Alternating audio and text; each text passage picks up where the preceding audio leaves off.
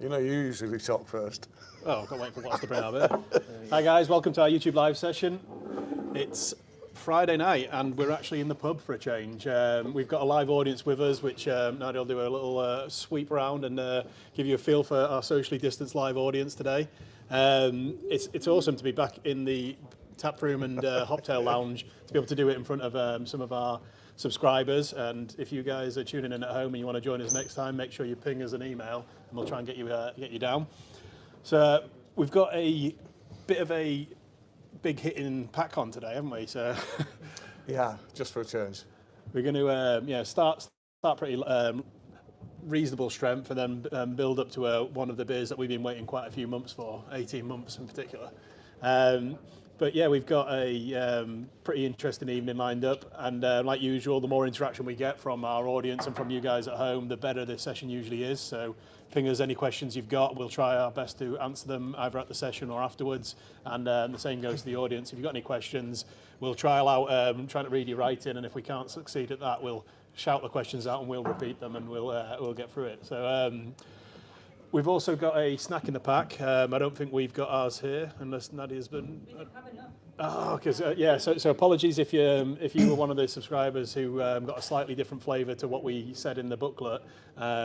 We were about 20 short by the time we got to the end, so sorry about that. But they are all really nice anyway. So and unfortunately means we don't have one in front of us, so we'll just have to make do with the street food kitchen from upstairs. So before we go any further, we're about to drink our first ever Pilsner. So we've got Golden Eagle. We don't need to pour ours and we don't have a can because we've got it on draft, but you guys at home might want to pour your first beer. Yeah, and you forgot your little reminder that you usually do. Oh, sorry, yeah. So especially as this is a big hitting one as well. So make sure you take your dark beer out of the fridge now, give it a bit of time to warm up, because in about 2 hours time, or maybe a little less than that, it'll taste even better for coming up to room temperature. So barrel aged John Biscotti, if you take that out of the fridge now, it should be a really good temperature for tasting later. Okay, so I'm going to go through the whole running order with you, but before that, I promised my sister I would give her a shout out. She was 40 yesterday, and after this I've got to go to her barbecue, and she was a bit annoyed with me that I wasn't there for the whole of this evening. Good luck, Jade, looking after me. Happy birthday. Happy birthday, Jade. Sorry I'm not there for the whole evening, and I apologise now for the state in which I'm about to arrive. So the beers we're going to go through tonight, which are going to be responsible for that state, first of all, Golden Eagle, as Wayne has said, our very first Pilsner, a beer that we really, really wanted to produce at the new site with the improved water quality that we've got there, and we are both absolutely thrilled with the results, and we hope you're all going to be too. We're then going to follow that up, the ABV ladder with X-Parrot, a tropical fruit IPA coming in at 6.5%. We then go up about another 3% to 9.1%, and we're going to have the Hoptimist, which is our annual release dipper. We change the recipe up each year. This year it's Strata and Idaho 7 in that particular one. And then finally it's on to, yes, the showstopper, the barrel-aged John Biscotti, which has spent the last 18 months in a port pipe. Right, so we think this is one of the best boxes we've put out, because not only have you got those four, you only got 2 core beers in there. You've also got Katy Berry, Imp My Ride, and Imperial Tom Coker, which is one of our highest rated beers of all time, and at one point was ranked in the top 5 stouts in the world. So strong subs bench today. It was one of those difficult ones, because normally when we pick the lineup for the box, we then have a bit of a discussion about what we're going to do on this live tasting. All of these beers are ones that we really want to drink and talk about, so it's quite difficult to choose, but at the same time, for anyone who's joined us on a lot of these, you'll realise that some of those beers we brought out last year during lockdown as well, so we've already done a bit of a tasting on Imperial Tom Coker and Katy Berry, so as much as we'd like to drink them and talk about them again, we figured we'd put the showcase on the new beers and the ones that we haven't yet discussed. Might as well give you a little bit of info on Imp My Ride though. Basically what you will be drinking with Imp My Ride is the base beer that goes on and becomes Imperial Tom Coker before we adulterate it with the coconuts and the cacao and the vanilla and the tonka. So it's one you might like, Melissa, because I know you don't like what we do with the... Is it the coconut in particular I think you're not keen on? Yes. Okay. Yeah, as we go along, as Wayne said, the more interactive you can make this, the better. The more questions that we field, the more enjoyable it's going to be for everyone. So for those of you watching online, you're able to get your questions to us by entering your question in the comments field below the video. Nadia's sat at her computer over there. She'll write down the questions as they come in, and we will do our best to read them when she passes them over. Okay. Passes them over with what? With the little hand. What do we call it now? The hand. Just the hand. The hand. Oh, right. PM. Right, that's really underwhelming. Right.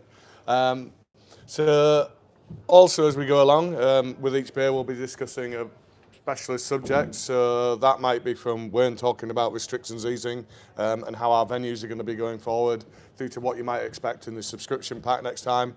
And we're doing a little bit of an advert this time for a really cool beer and food pairing that we've got coming up here in York in the beer hall above us on the 20th of August. Have I got the date right there? It's the Tuesday after restrictions ease, so yeah. My specialist subject apparently. Right. So Golden Eagle, tell us a little bit about the beer. Okay, so as I said a few minutes ago, one of the things we were most excited about with our expansion was our ability to acquire a piece of kit called a reverse osmosis kit. And what that does is, it kind of sounds like a filtration system, but it's not a filtration system. It does some fancy physics stuff to remove all of the salts from the water, so you end up with something that's almost completely neutral, a real blank canvas upon which you can build. And why that's particularly desirable is for creating things like pale beers and in particular lagers. So the most famous beer style in the world is probably the Pilsner. That comes from the Czech city of Pilsen, and the water over there is known for having almost no mineral content whatsoever.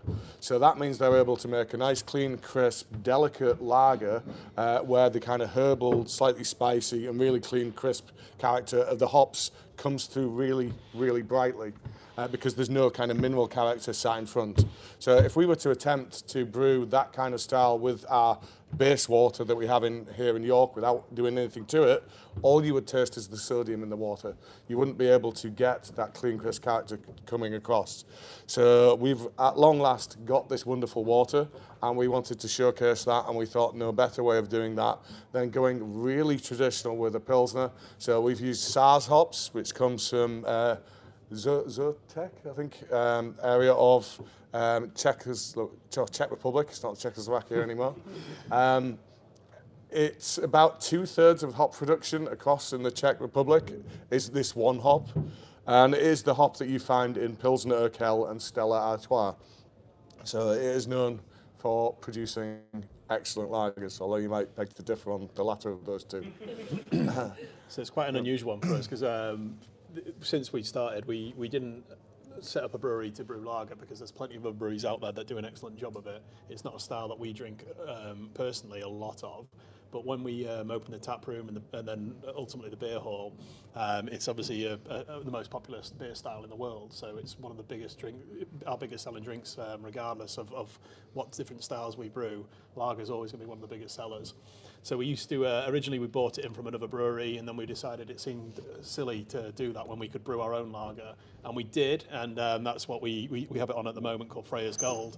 And it's a style, it's a lager that was the best style for the water profile we had, but we always wanted to do something a bit more traditional. If you're going to do a lager, we wanted to try and do it in a way that makes it a really refreshing, clean, crisp drink. So we're really pleased with it. It's like I say, it's unusual for us to brew a lager because we're so focused on hop forward or dark stouts or sours. But at the same time, it's probably perfect timing with the football on at the moment. Just sitting and having a couple of pints of lager and actually being able to appreciate the malt bill and the clean, crisp taste has been quite a nice surprise for us at Brew York. Yeah, and the beer that you're drinking in the room was packaged on Monday, so you can't get any fresher than that. Yeah, well, actually, that's a good point, actually, because the box itself is super fresh. We had well, we've talked about it a lot. We've had a nightmare with our can labelling machine. It finally arrived this week. We got it on site on Monday, commissioned Tuesday, and I got a nice video of it running today, canning one of our upcoming Imperial Stouts. For a change, we're making an Imperial Stout.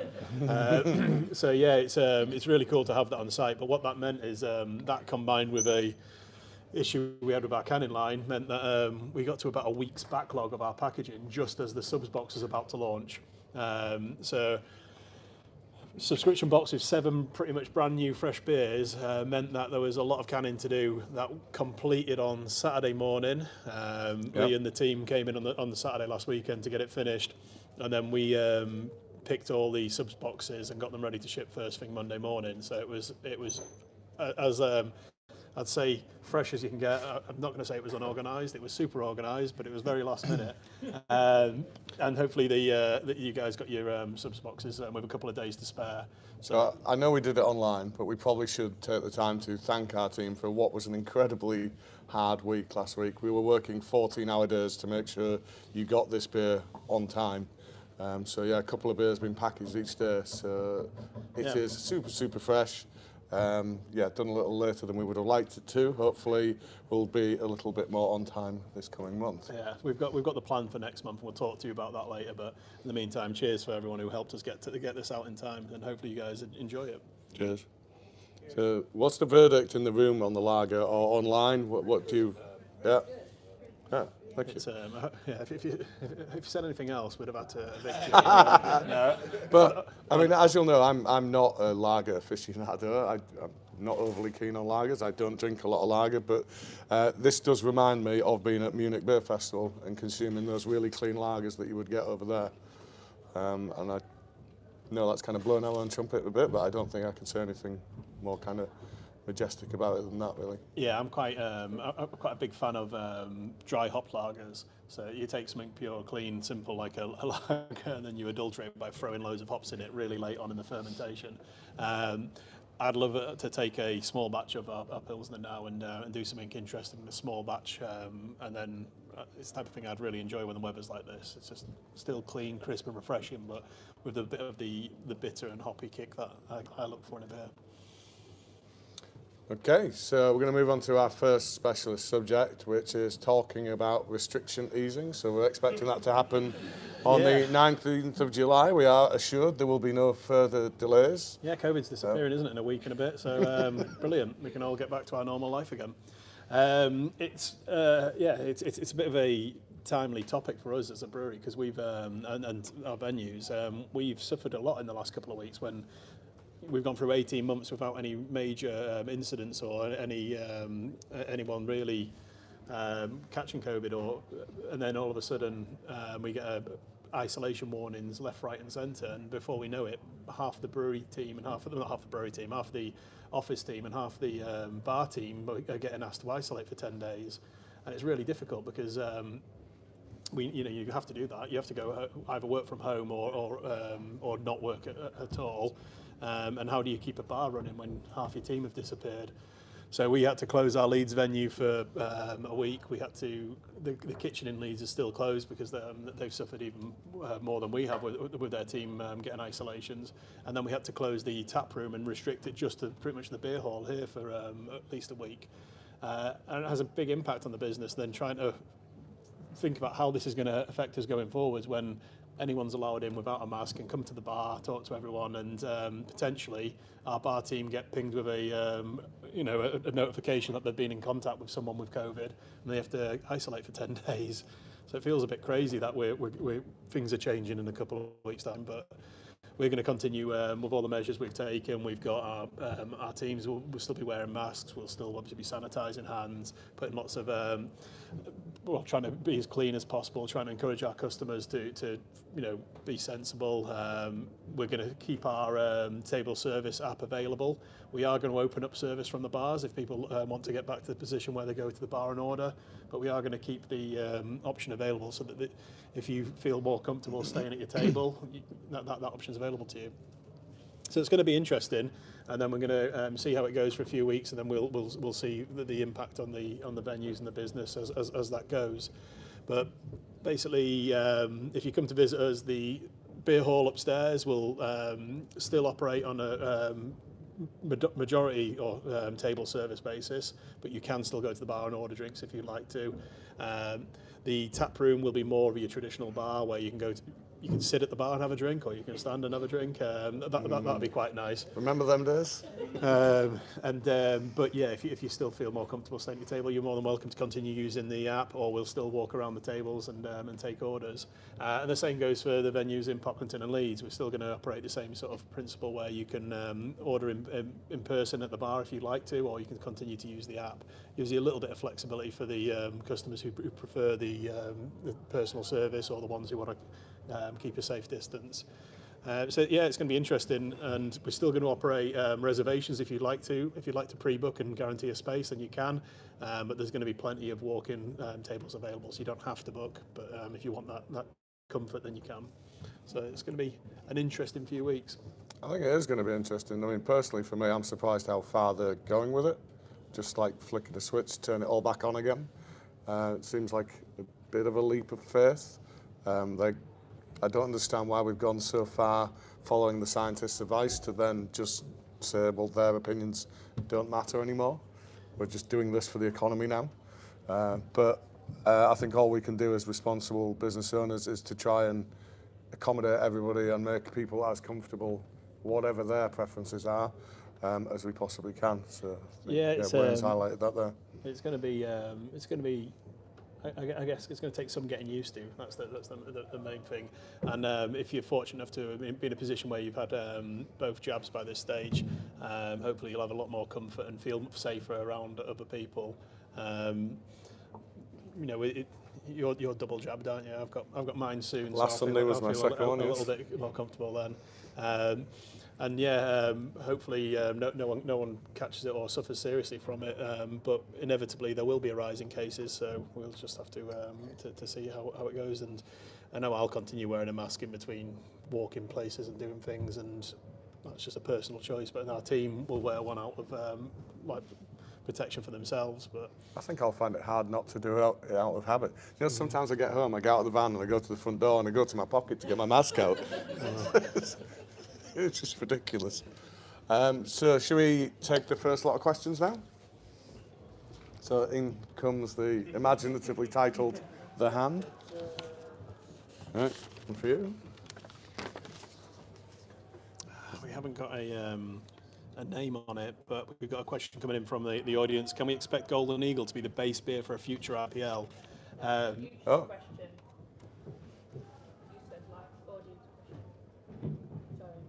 Sorry. Colour paper equals these guys. Yeah, so this is from the people at home.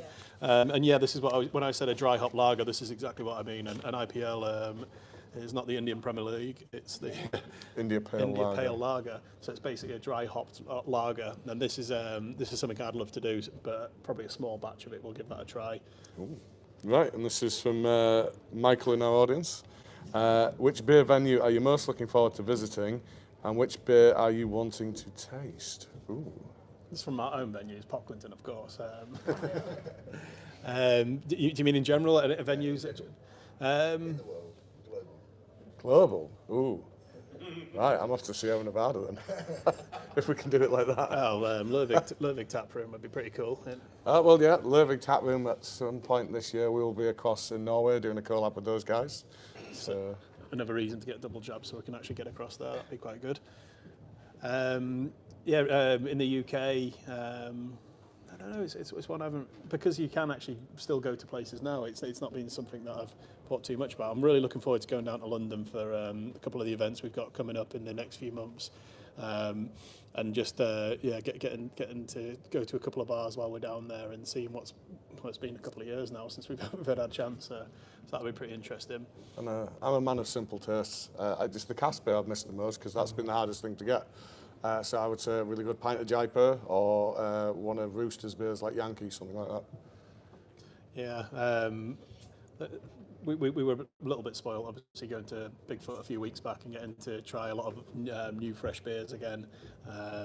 So it's certainly not been a lack of beers available, but one of the things that I got some beers in the other week from Elusive. So Elusive makes some awesome beers, and the style they make is quite similar to our taste. So anyone who's tried our Lupul Iron or Big Eagle knows that we're big fans of the West Coast American style beers, and Elusive makes some really cool West Coast style beers. So I'm looking forward to trying them actually in a tap room or venue, and going down to see Andy and trying his beers fresh as opposed to canned, which is still fresh, but it's just something better to try on draft. In fact, you heard it here first, or perhaps not first. I think this was first announced on the Opinions podcast. We are doing a collab with Elusive on the 14th of August, I think it is. I don't think I'm allowed to say what it is yet, though. So that'll be a cool chance for us to get some of his beers up into the tap room, and while he's up, we'll have some drinks, and hopefully Andy will join us. And if you guys would like to come down and say hello to him, I'm sure. Tell him to just fill the van with Oregon Trail. That'll do for me.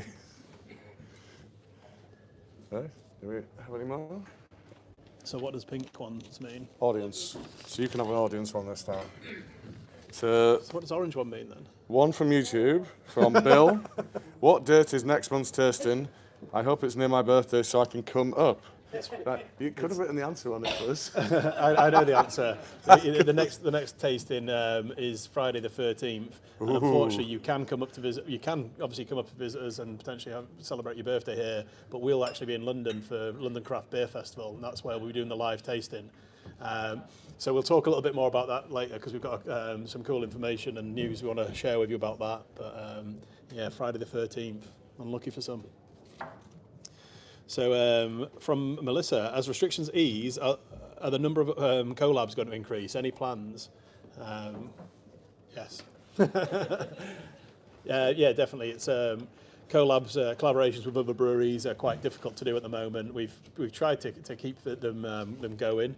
A lot of them have been more virtual than the type that we really enjoy, where the breweries come to see us.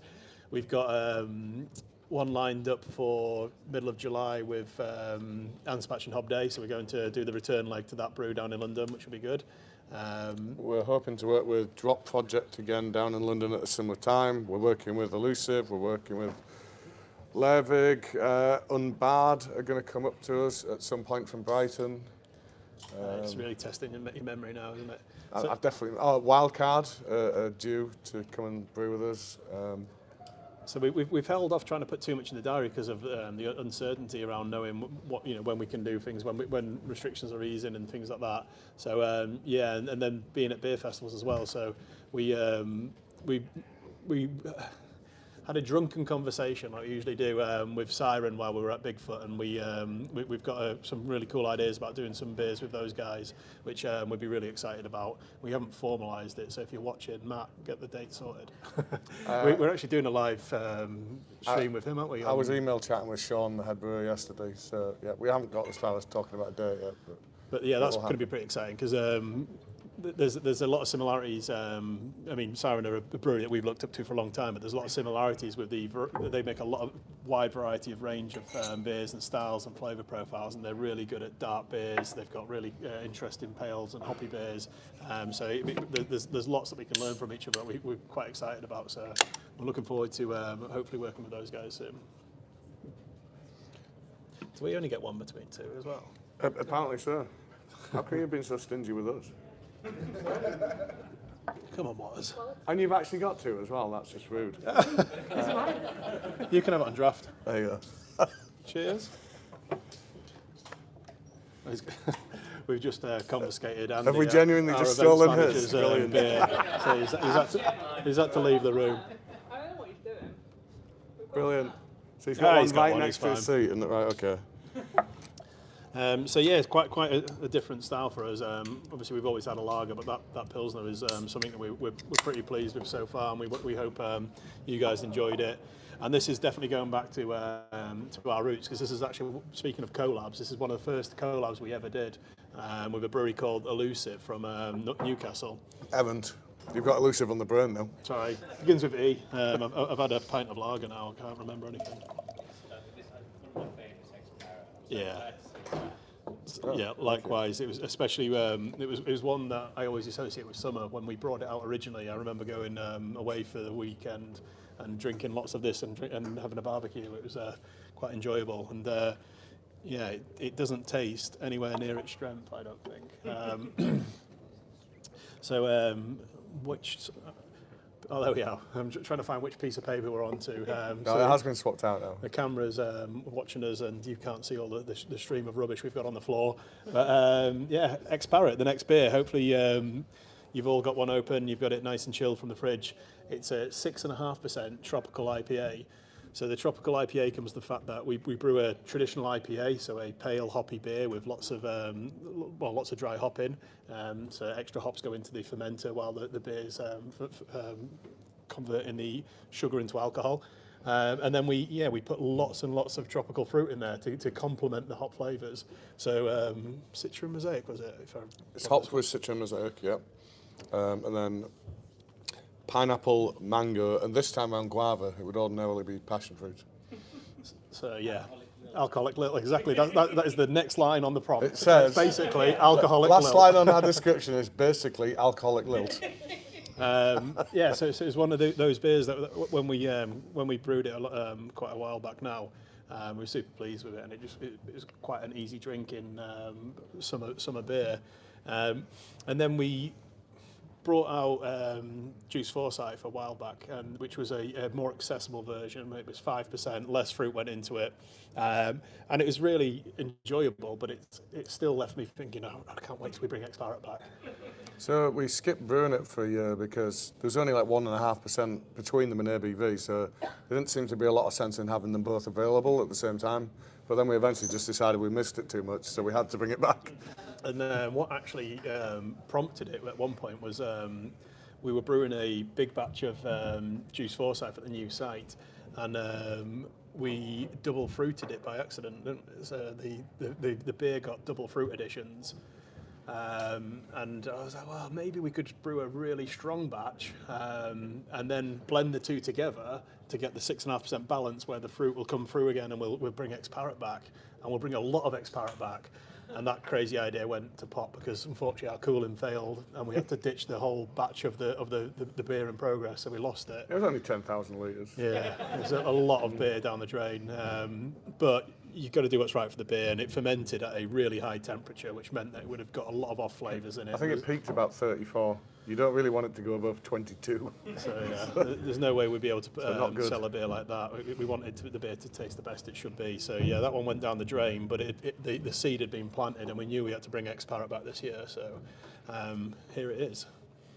So I really like what the guava's bringing to this one, but Roddy, who's our production manager, and I were discussing the other day that we do miss what the passion fruit brought to it. Here we go. So, like usual. oh, as per usual, we forgot that. We haven't even told people what these are. Oh, these are beers, by the way. Not real beer, but a cardboard cut out of the beer.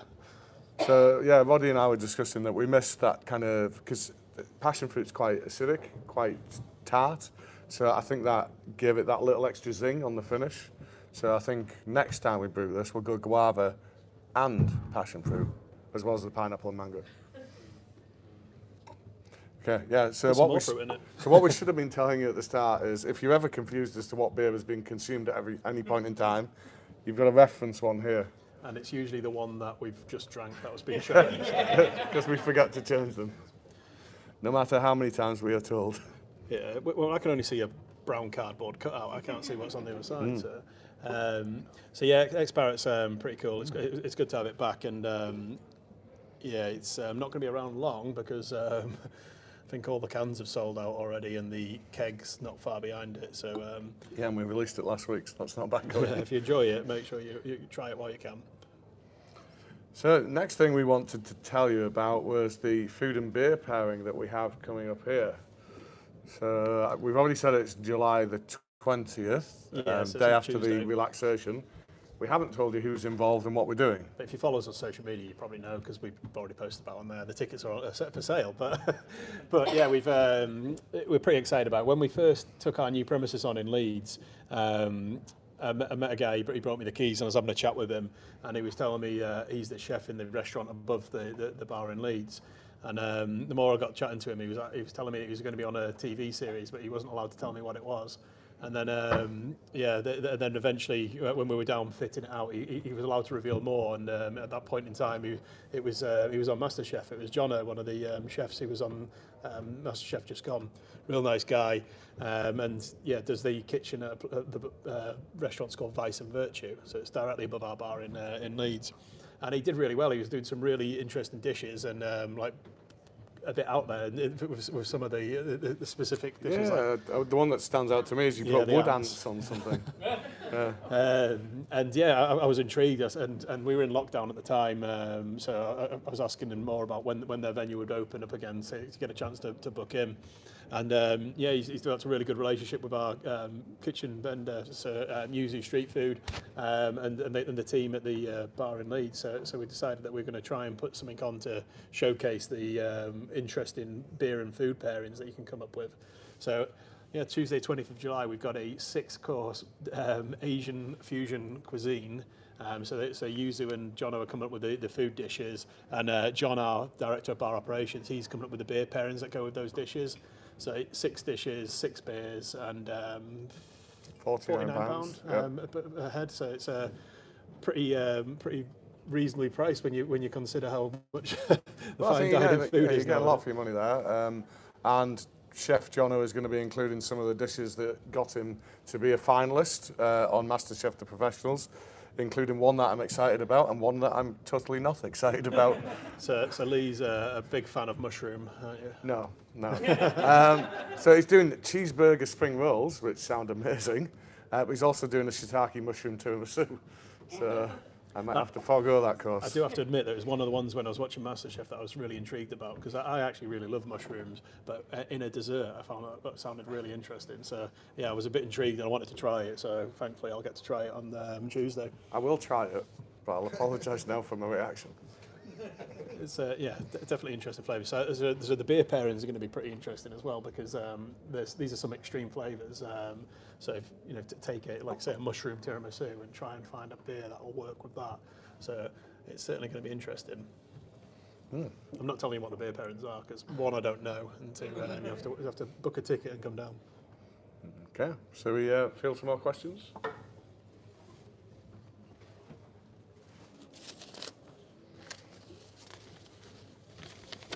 So this is one from home. Has X-Parrot changed from the original brew with Erin? That's from Tony. I think you've already answered that. Yeah, we have guava instead of passion fruit, but we may adapt that going forward. So this is from John Haig. When I look at your Charlotte's Web taste chart, okay, spider web, it's rare that the bitter section goes to the outer ring. Do you envisage ever doing one that reaches the limit? A crisp West Coast IPA. So, yeah, John, we already have one in our core range called Big Eagle, which, it doesn't touch the outer limits, but is intensely bitter, one of our personal favourites.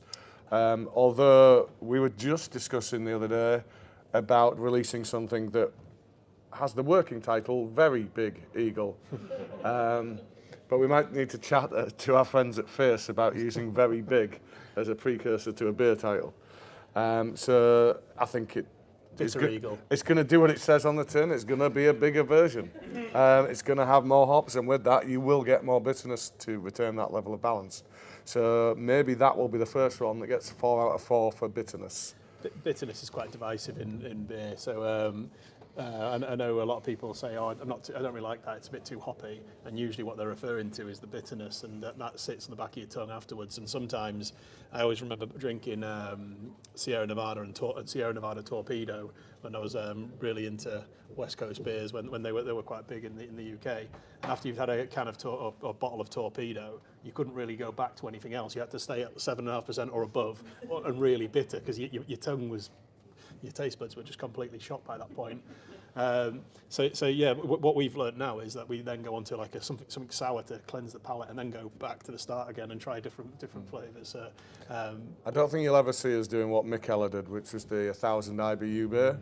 I forget the specific number, but I think your palate is only able to register something like 240 IBUs. So like 760 of those are completely wasted. But it was a good marketing exercise. So he made a beer as bitter as it could pretty much be, which, yeah, I'm sure sold well, but I'm not sure too many people would have wanted that second sip. I think Flying Dog, was it Flying Dog as well? They used to do a lot of these experimental styles that really pushed the beers to the limits of the 60-minute IPA, where every minute for the 60 minutes they had a hop in addition and during the boil. Also, and then the traditional, or they found an old Egyptian beer recipe and they brewed that, which involved all their team members chewing on the corn and spitting it into a tub, and then they fermented that and then sold it as a beer. Yeah, because the amylase in your saliva digested the sugars so they could be fermented. Not so COVID friendly, but yeah, make it interesting. Oh, it all gets boiled. Sterile, so you'll be all right. This is from in the room from Morag and Derek. Where is your favourite London venue? For me, it would be the Rake, because I love the pub. And I love Borough Market. The food there is incredible. So you can have stunning beer and then pop out for something like a Vietnamese curry.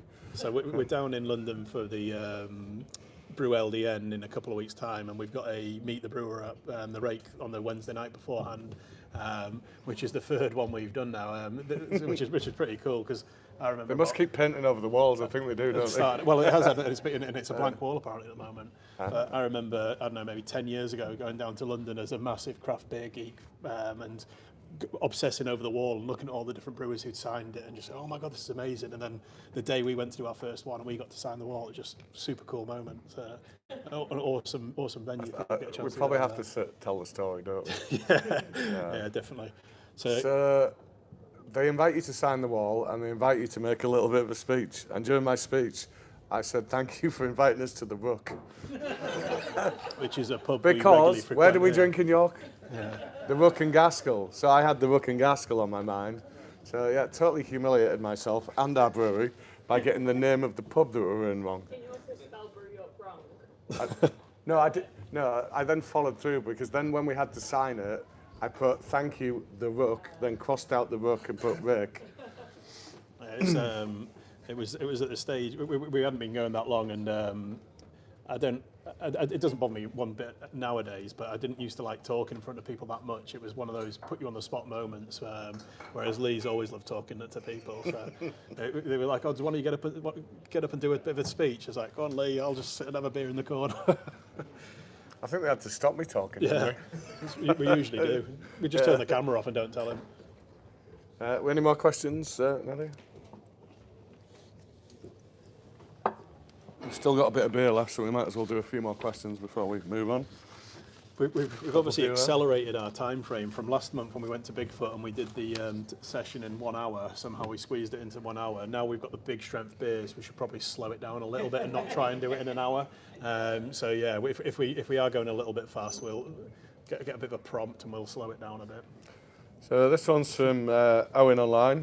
What's the rules for live tasting audiences? Loved it when we came down after a photo competition and would love to come again. Is it a booking system?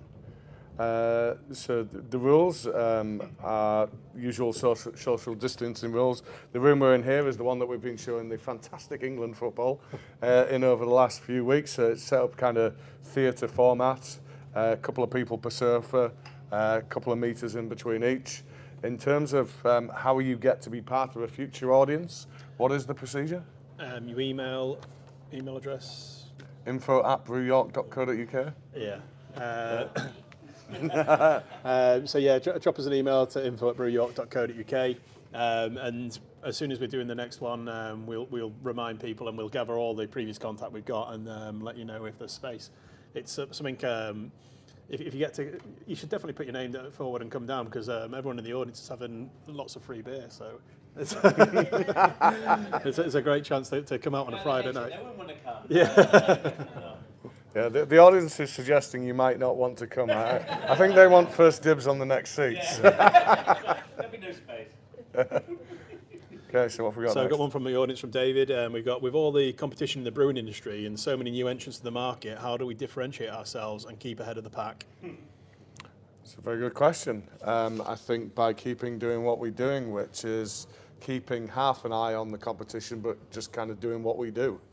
I've always been a big believer in that. I remember many years ago I read something about Tesco's and how Tesco's stood out in the supermarket sector was not by looking at what other people were doing. They decided what they thought they needed to do to be the best that they could be. And that's what they did, and look where they got to. So I think that's very much my ethos in terms of how we approach things. And right from the start, Wayne and I have always just really created venues we want to be in and brewed beers that we want to drink. Yeah, we're selfish. We just do stuff that we want. But we hope that the people who appreciate what we do have got a similar mindset. So I met a guy, I can never remember how to pronounce his surname, but it's spelt Cox, Greg Cock. And it's definitely not pronounced that way. But a guy called Greg Cock, who founded Stone Brew in America, and had a really interesting conversation with him, and he basically said that he brews beer that he wants to drink, and that's how he focuses his business around what the type of beer that he wants to drink, and that's kind of what we did. We came into a very competitive market 5 years ago, and in a cask city, and tried to brew the type of beers that we always like to drink ourselves, and then we got the technology and the equipment to brew kegged beer and the keg and can beer, which was the type of beer that we were drinking at the time, but we didn't have the equipment to do. And we focused on the type of stuff we wanted to drink, and we didn't look at what was selling well or what was. We obviously listened to our customers' feedback, but just because a beer sells well doesn't mean it's your best beer. So you think about the biggest selling beers in the world, the lagers and bitters, and it doesn't necessarily mean that the best beer that those breweries make. So on a couple of occasions we discontinued our biggest selling beers because it wasn't the type of stuff we wanted to drink, and we didn't think it was representative of us as a business. If we were just chasing the money, then what we'd have launched with was lots of sessionable, approximately 4% nicely hop pales. But instead in our core range, we launched with a 6.5% West Coast IPA and a 5% New Zealand brown ale. Thankfully we managed to bring I guess we got, in the short term, we got disproved because we had to discontinue both, because it turns out they don't have mass appeal as cask beers. But then, it's brilliant to see that the West Coast Big Eagle has made a comeback, and since then won the UK's best IPA. So it's a bit of an interesting one. And then what we've done and what we've been very fortunate about is not having to answer to other people. So as like co-owners and shareholders, we kind of still are flexible enough to be able to brew the type of stuff that we want to brew, and worry a little bit later on if it's going to sell or not.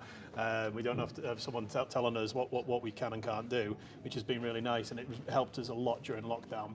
So while when we went into lockdown and we were worried about what we were going to be able to do, we did what we'd always wanted to do, which is just brew really random, cool, creative beers that we couldn't probably get away with brewing normally, but we're doing small batches of it and it's going out in can, and there's a lot of people locked at home who want to buy some interesting different beers, and it kind of worked really well. We brought 2 to 3 beers out a week for almost a year, and it was great to do like interesting stuff like that, which is kind of what we got into brewing for in the first place.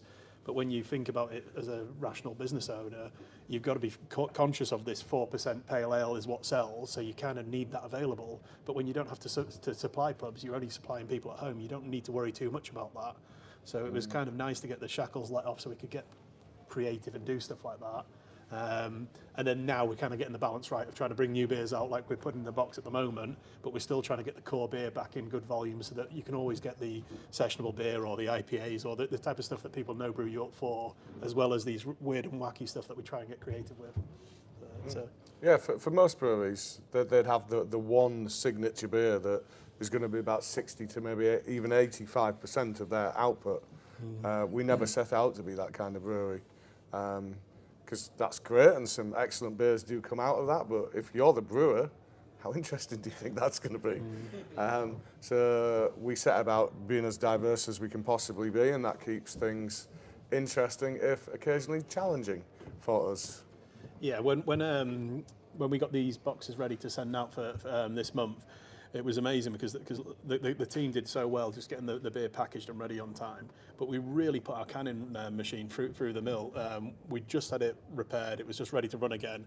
And then we put a 6.5% tropical fruit IPA through it, followed by a 7.5% Imperial Stout, followed by a 4.5% berry-based milkshake pale, and then a 9% double IPA. Canning lines are quite sensitive pieces of kit, and the viscosity of the beer, the stickiness of the If any fruit. manufacturer wants to like properly road test any of their equipment, they should send it to Send us. us a sample, and the guys did an amazing job of getting the beer through the machine, and a really good volume package with low wastage.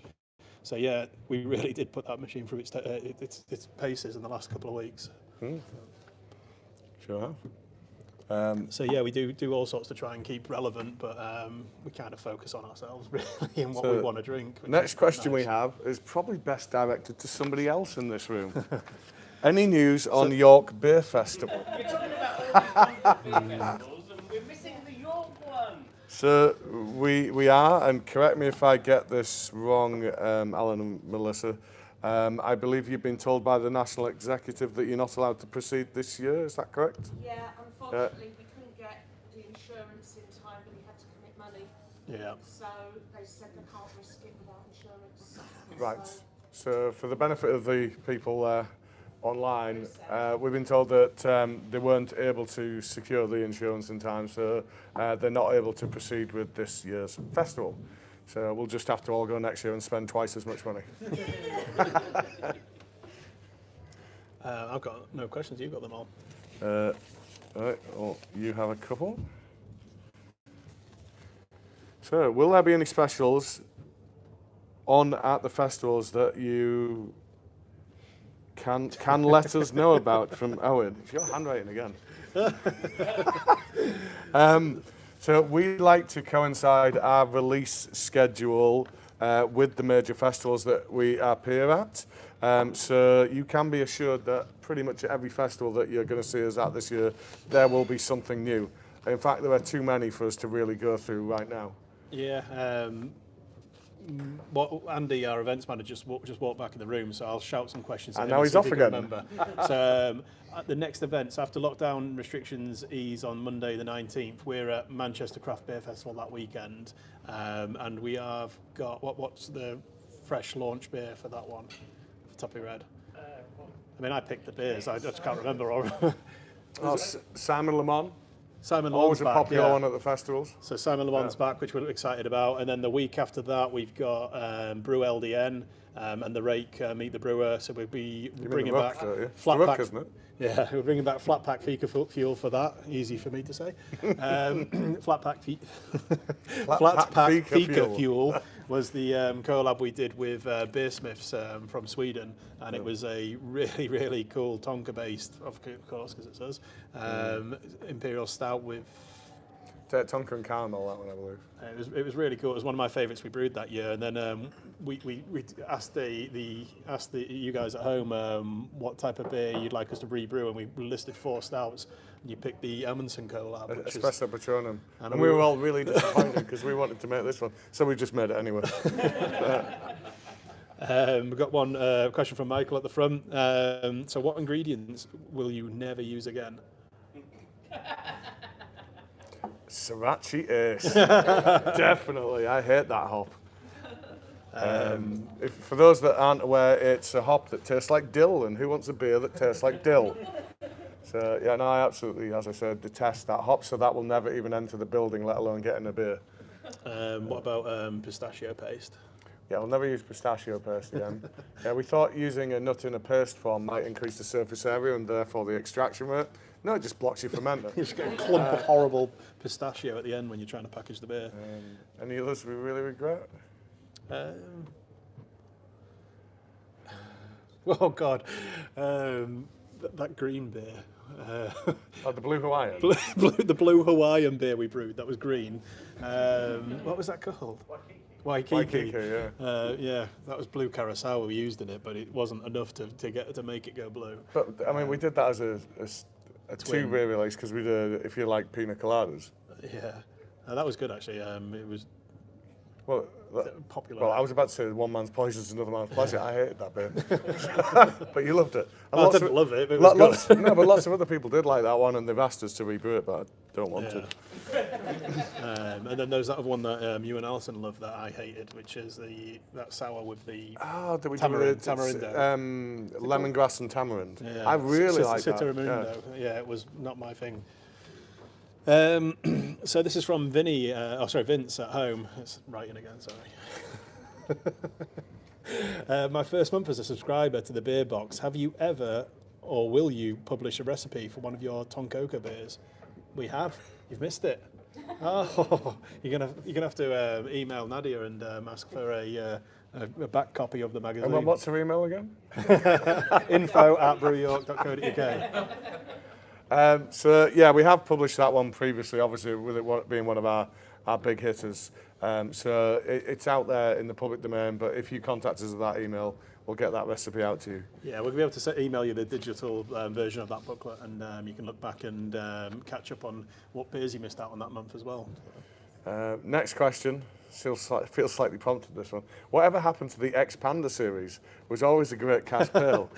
Funny you should say that.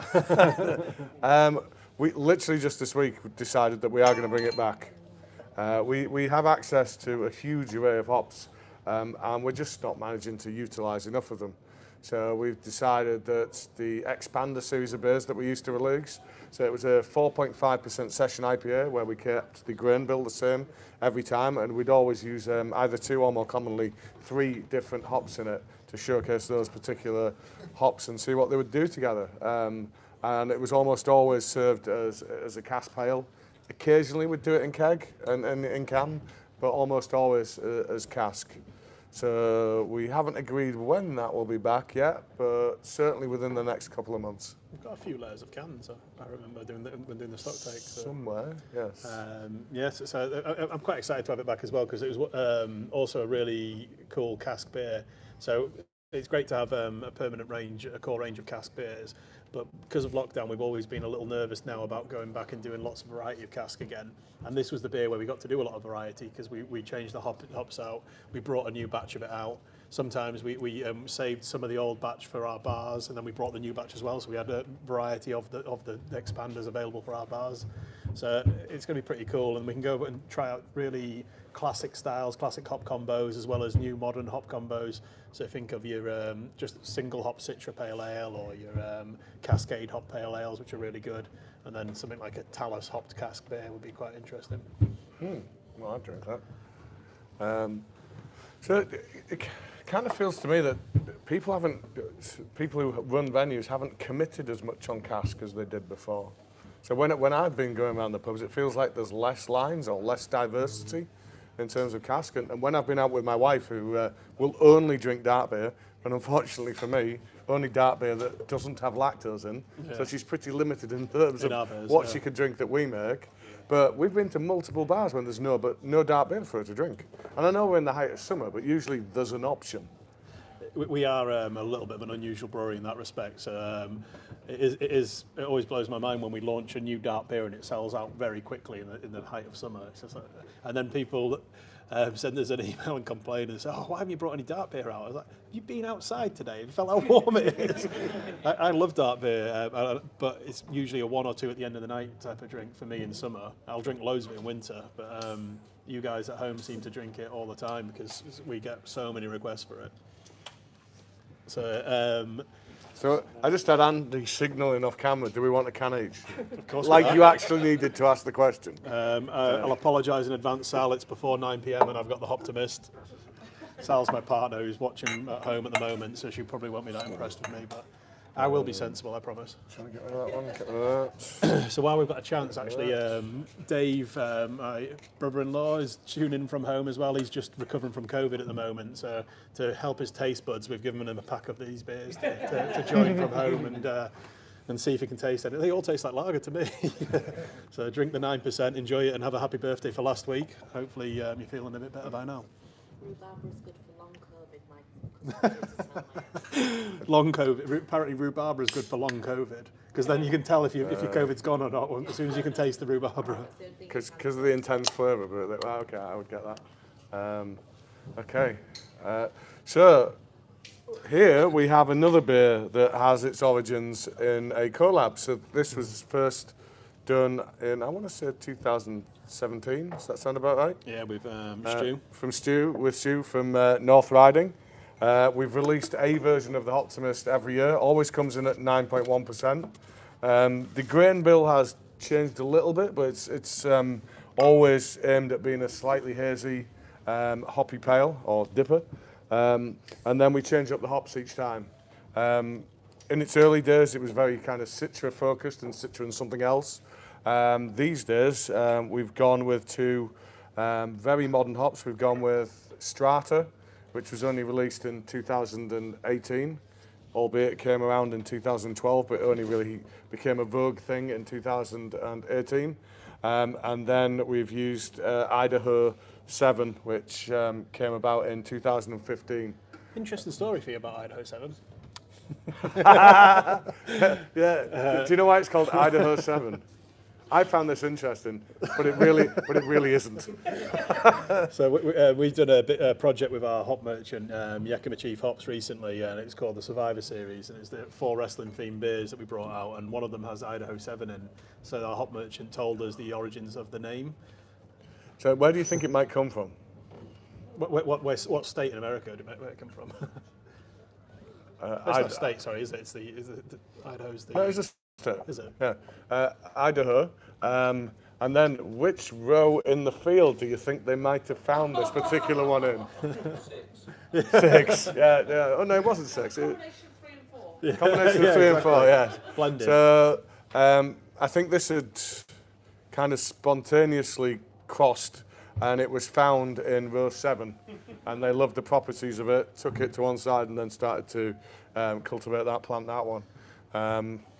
So Strata is, of all the hops out there, it's the one that's probably the most like cannabis. So many hops are known to be dank or skunky, as they get referred to, and that's because cannabis is the sister plant of it, so they do have a hell of a lot in common. So aromatically, they can be quite familiar. And this one in particular is incredibly dank and skunky and like cannabisea. And then Idaho 7 is known to be somewhere between kind of tropical and red grapefruit. And I think the combination of those two in what we've created here, I'm going to put it out there, I think this is the best dipper we've ever made. I am going to say that, aren't I? So we've got a question from Kira at the back. I've heard this word dipper a few times. So the I don't know what it means. question is, what is Dipper? And it's not the mysterious serial killer from York. The Yorkshire Dipper. Yeah. My dad was always a conspiracy theorist about that one. No, exactly. Dipper is an acronym. So you got IPA, and it's DIPA, so double IPA. That's all it stands for. Double India Pale Ale. So the other thing. So once upon a time, what that meant was you would double the amount of malt, and then you would end up with twice the amount of sugar, and from that you would get twice the amount of alcohol. Today, the style guidelines are a little bit different.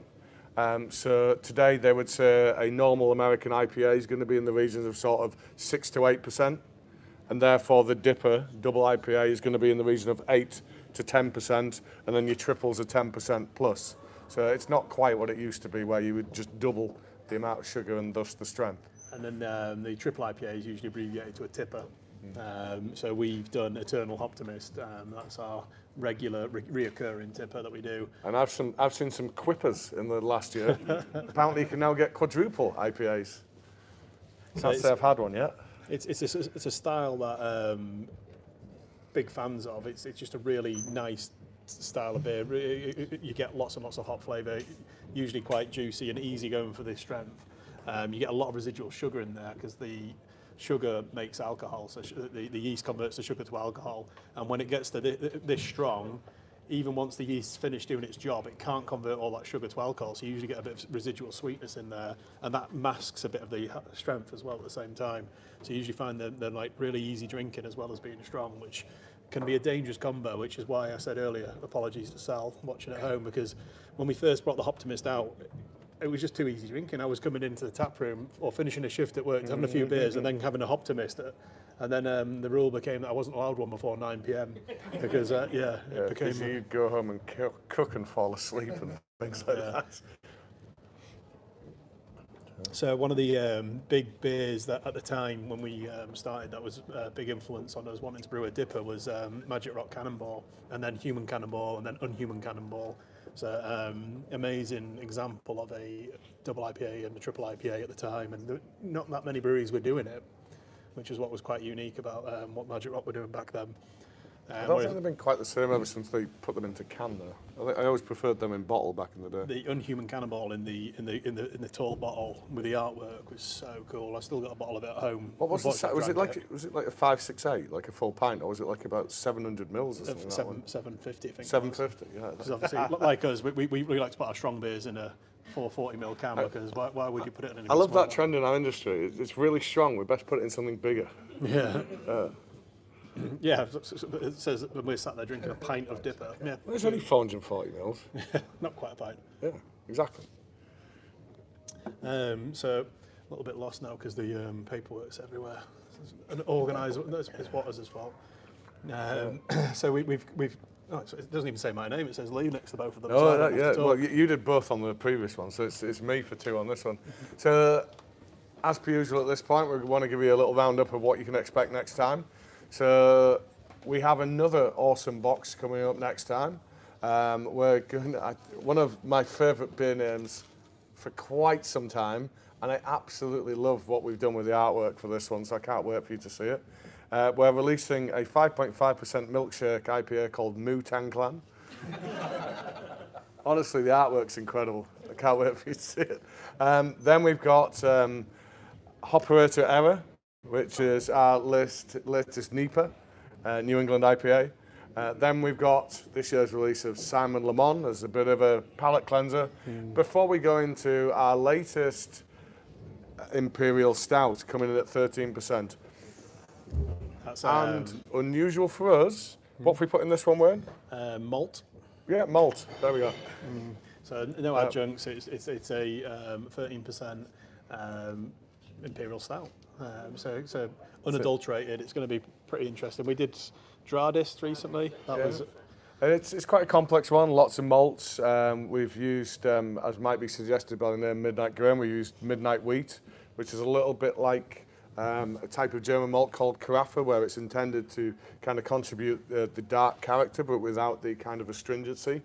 Carafa still has a bit of astringency. This Midnight Wheat is known for being kind of a soft delivery of that roasted character. And that recipe was conceived by our entire brew team.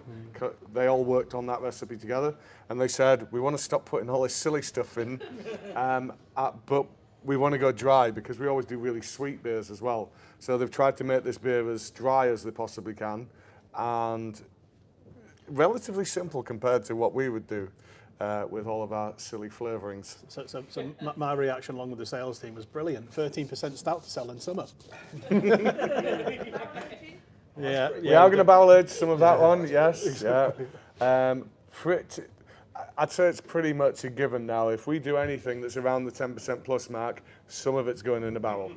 And thankfully, with the size of the new brew kit, we can put a decent volume into barrel, which means that something like barrel-aged John Biscotti, that anyone who's a drink outside the box subscribers are going to be one of the few people to try it, because we only actually got 900 cans of it. About that, yeah. And we have 500 subscribers now, so half of the cans went to you guys, and we're going to have a few hundred now on our web store next week. So it used to be that we'd either do 2 like bourbon barrels, that'd be about 400 litres. With that particular one, we did 1 port pipe, that was 500 litres. So it doesn't go very far. So what we've tried to do as a standard now is 6 bourbon barrels, so around 1,200 litres is going in from every beer we do of this kind of strength. And you guys still get to enjoy yours at home as well afterwards, because you don't need to drink it tonight. And as a reminder for anybody who didn't pick up on it before, where are we doing the tasting next time? So yeah, in London Craft Beer Festival, so the 13th of August, Friday the 13th. We're going to probably do a shortened one again this time, because if you've not been before, London Craft Beer Festival is an awesome festival, but it's an all-inclusive festival, so you pay your fixed price to get your ticket, and any Drink Outside the Box subscribers who are going, who want to join us for the tasting, please let us know, and we'll bring you along to our live tasting, where obviously your drinks will be included because you've already paid for them at your ticket price. But on an all-inclusive beer festival, people probably don't want to spend more than an hour in a room locked with me and Lee. They want to be out there drinking beer and trying different things. And we'll go through 4 beers with you on at least they are Imperials in a much quicker time frame, so that everyone can go and enjoy the festival again.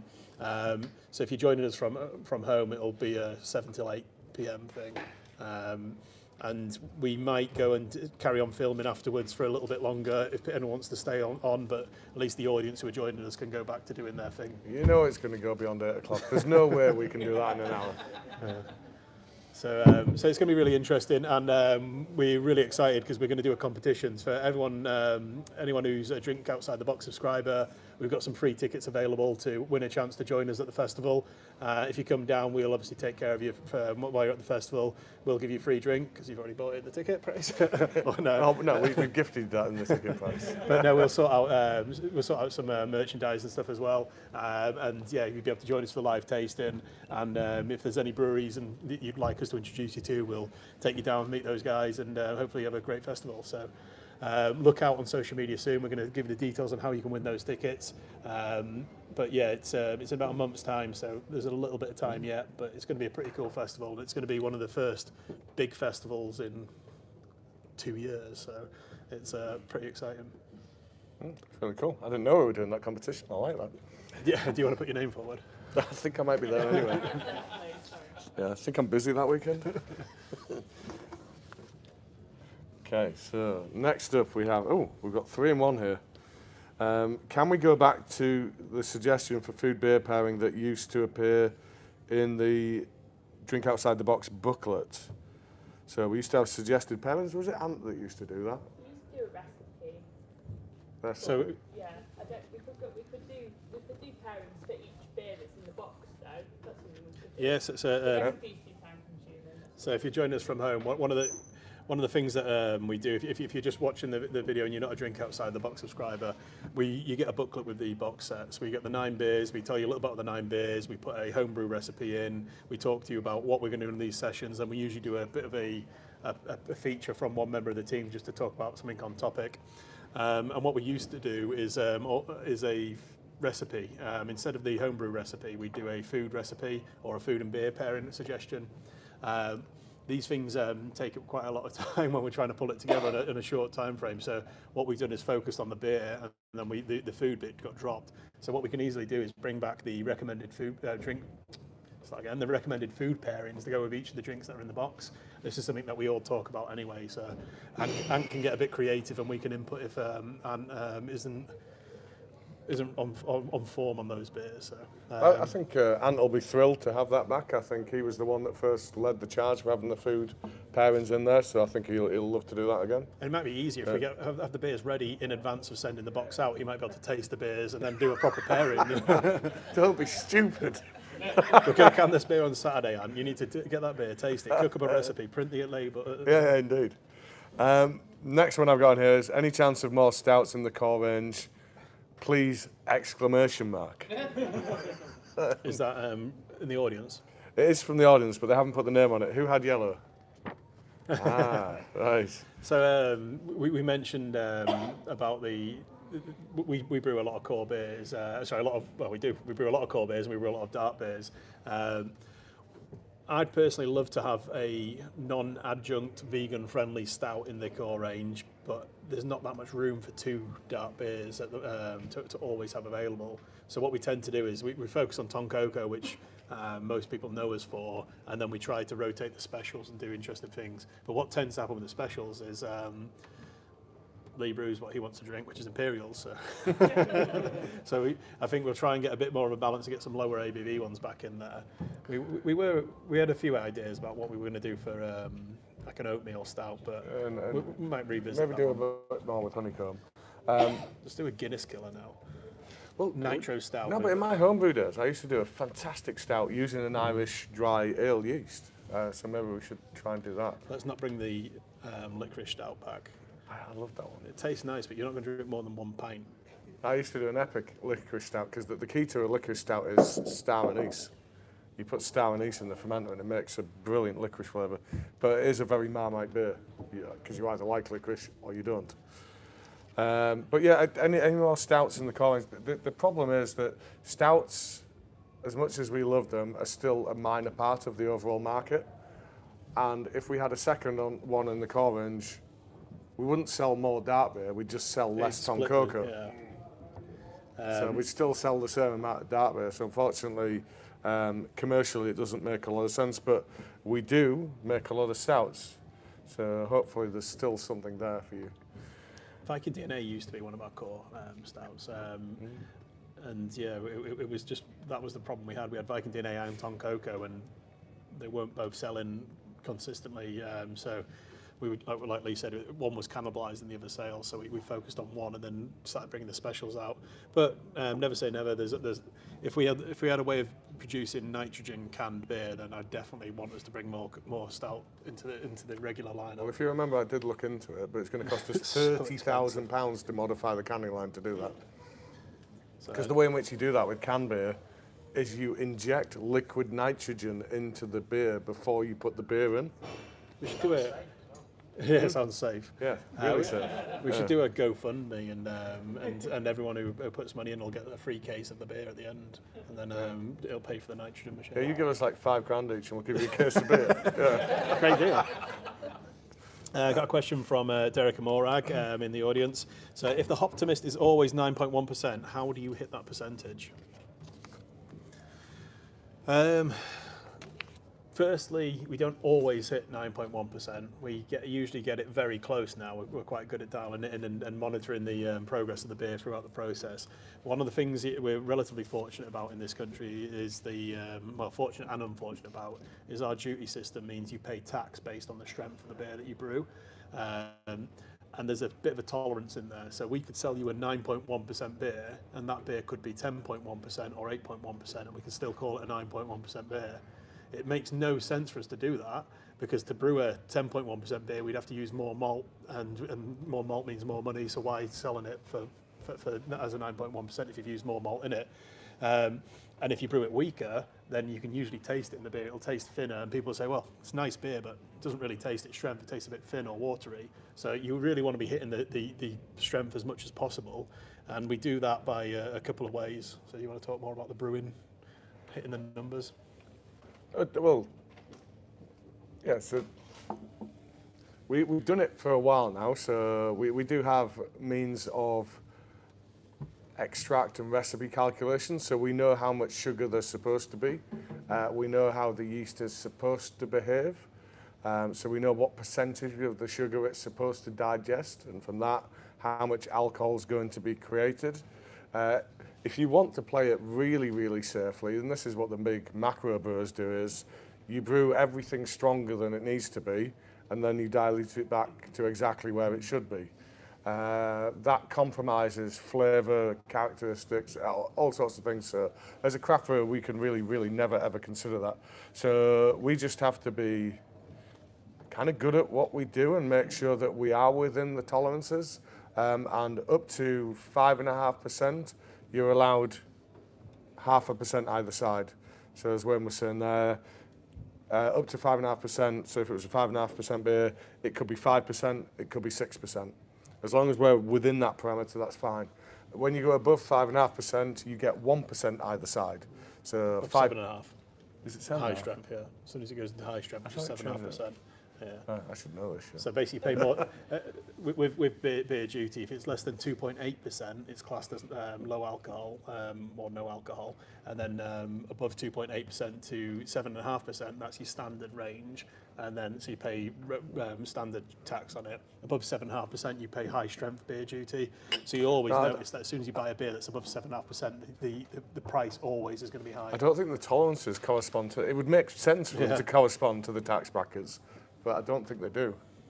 But anyway, you get a certain amount of allowance, and you can utilise that if you need to. And if you're people like Carling, you can abuse that. Yeah. There's a very, very famous example of So their beer is 4.1%, Carling Black Label. But that means if they use the whole extent of this 0.5% allowance that they're allowed, they could brew it to 3.6%. So that's what they did for years. And they sold it Because 4.1. they would use considerably less raw materials to achieve 3.6% than 4.1%. Saved themselves a whole lot of money. Nothing and on legally duty. wrong with what they did, but morally very questionable. So yeah, paid tax on a 3.6% beer and then sold it to you all as a 4.1, which is... Well, not you guys, you'd have more taste than to drink that. But. I'm sure we've all drank Carling in our day. So yeah, it's not a very honest way to brew, and it's not something we'd like to do. Occasionally, something goes wrong in the process, the yeast stalls, something happens, because there's so many different stages where something could go wrong, and things do happen, and sometimes we will be a little bit further off the ABV than we'd like. And what we'll generally do is we'll taste test it, work out if we're happy with the way the final beer tastes. If it's close enough to the strength, then we'll continue to release it as that, or we'll look at liquoring it back, watering it down a little bit to get it back within tolerance. Yeah, well, your two key solutions are, if you've gone above where you want to be, you've got water to bring it back. If you're below where you want to be, we have lots of sugar to add. Sugar and more yeast. So that gets you there. So I've got one here from people at home. The beers in the box are super fresh. Is it best to drink them immediately or leave them a week, month or longer? Reduce the hop burn, let the beer mature or develop? So that would depend on the style of the beer. Hopefully, if it's a pale, we've matured it long enough for the hop burn to die. I'm sorry if that hasn't been the case. Pales, the adage is hops die young. Drink Fresh. any hoppy beer fresh. So ideally within a month of its release. It's still good for up to the best before date, but if you want it to drink it as we intended you to have it, then within a month. Darker beers, however, their complexity, their flavours continue to refine with time. So even though we've put 9 months best before date on certain dark beers, they may well be better beyond that, but we have to draw a line somewhere. So darker beers, I would say, especially stronger ones, you're better off sitting on them, waiting. Pale beers, consume them really as soon as you can. There's certain beer styles in particular that really do benefit from that little bit of extra time, even though they're pale, a little bit of extra time in can or keg or tank. Double dry hop beers, so we do Time Travelling Taxi and a few, as a permanent double dry hopped pale ale, and then there's other ones that we bring out as special. So what that means is that not only do we dry hop the beer, so we start fermenting the beer, we put it into one of those big tanks we have, and it usually spends 2 to 3 weeks in one of those tanks while the yeast goes to work and converts the sugar to alcohol. So double dry hop beers usually get extra hops added into that tank. We then let those hop flavors infuse with the beer. We drop the temperature of the tank and drop the hops out. We then ditch them, and we then add more hops and start the process again. So those beers are called double dry hopped beers, and usually by adding that much volume of hops into the fermenter, it gives you quite a harshness to the beer. So they need a little bit more time in tank for that to die down, and that's what we refer to as hop burn. Hopefully, we'll catch that in tank. We'll know ourselves before we package it, and then we'll keep those beers on site. Occasionally, it might slip through the net, or we'll go a little bit stupid and try and get you a box out at a super tight time frame. Yeah, we're not infallible, so we did get caught out by that last time with the Mandalorian. I think it's fair to say, if you're drinking the Mandalorian now, it tastes great. Yeah. If you drank it approximately this time last month, The time we wanted to do a live you'd probably tasting, wish you'd left it for a bit. We really don't want to rush beers out, and there's it's easy for us to say we won't do that and we'll always sit on the beer, and that's obviously our intention. But when you've got everyone at home waiting for the box that we've already pre-printed that says that these beers are going to be on your live tasted, it puts a little bit more pressure on than we'd usually like to deal with. So what we're trying to work towards is a position like, touch wood, we're in next month, where your subs box beers are already going to have been packaged at least a week in advance of the subs box tasting. Why have you gone and said it? And we're not releasing them to the general public. We're sat on all that beer waiting to go out. So it puts us in a much more better position for planning stuff instead of feeling a little bit rushed and putting the pressure on ourselves. I'll just put the pressure on this week instead. Yeah. This week and next week we'll just have to do it. It'll be very strange to get into an organised position, wouldn't it? I think people are aware that you're in the room, Melissa. As with the beer festival in York is not happening, in brackets I assume, I think we've closed that one down, could you hold one about the same time? Who's that came from? Who's that came from? It's funny you should say that. It is something we've discussed, and it's something we would love to do, but we can't commit to it because there's so much going on that a big beer festival takes a lot of planning and a lot of effort, and we are literally, all our team that looks after that side of stuff are off-site pretty much from now until the end of September doing other festivals. So we aren't going to say yes or no. We'd like to do it. I was just going to say if we could. Yeah. I was going to say. Yeah.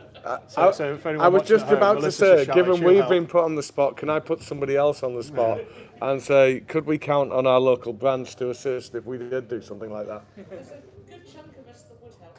So Right. okay. Festival team are itching to do something. So if anyone's joined us from home, we're in a pretty We'll fortunate. see what we can do. Fortunate position now of having an awesome site that's got a lot of potential for hosting a beer festival, and we really want to invite everyone down and see the new brewery to have a pretty cool festival, either indoors, hopefully outdoors if the weather's nice, but we've got a lot of sheltered space if not. And yeah, we want to do it right. We want to make sure that we Absolutely. Something we really, really want to do, and I'm really, really keen for us to do. I think it's a sign of the times, but I think it's ridiculous that we've got this fantastic new site, this amazing equipment that we'd love for everybody to see, and almost nobody's seen it. Yeah, definitely. So watch this space. We'll take this to a separate meeting outside of this, and hopefully we'll have some good news for everyone. This is from online. Alan, are you disappointed at the semi-final loss to Chris Whitty? How do you regroup for the third place title? We're ahead at the moment. Brilliant. That needs to go along with this. Yeah, so the context is our good friends at Siren have been doing a World Cup of beer names.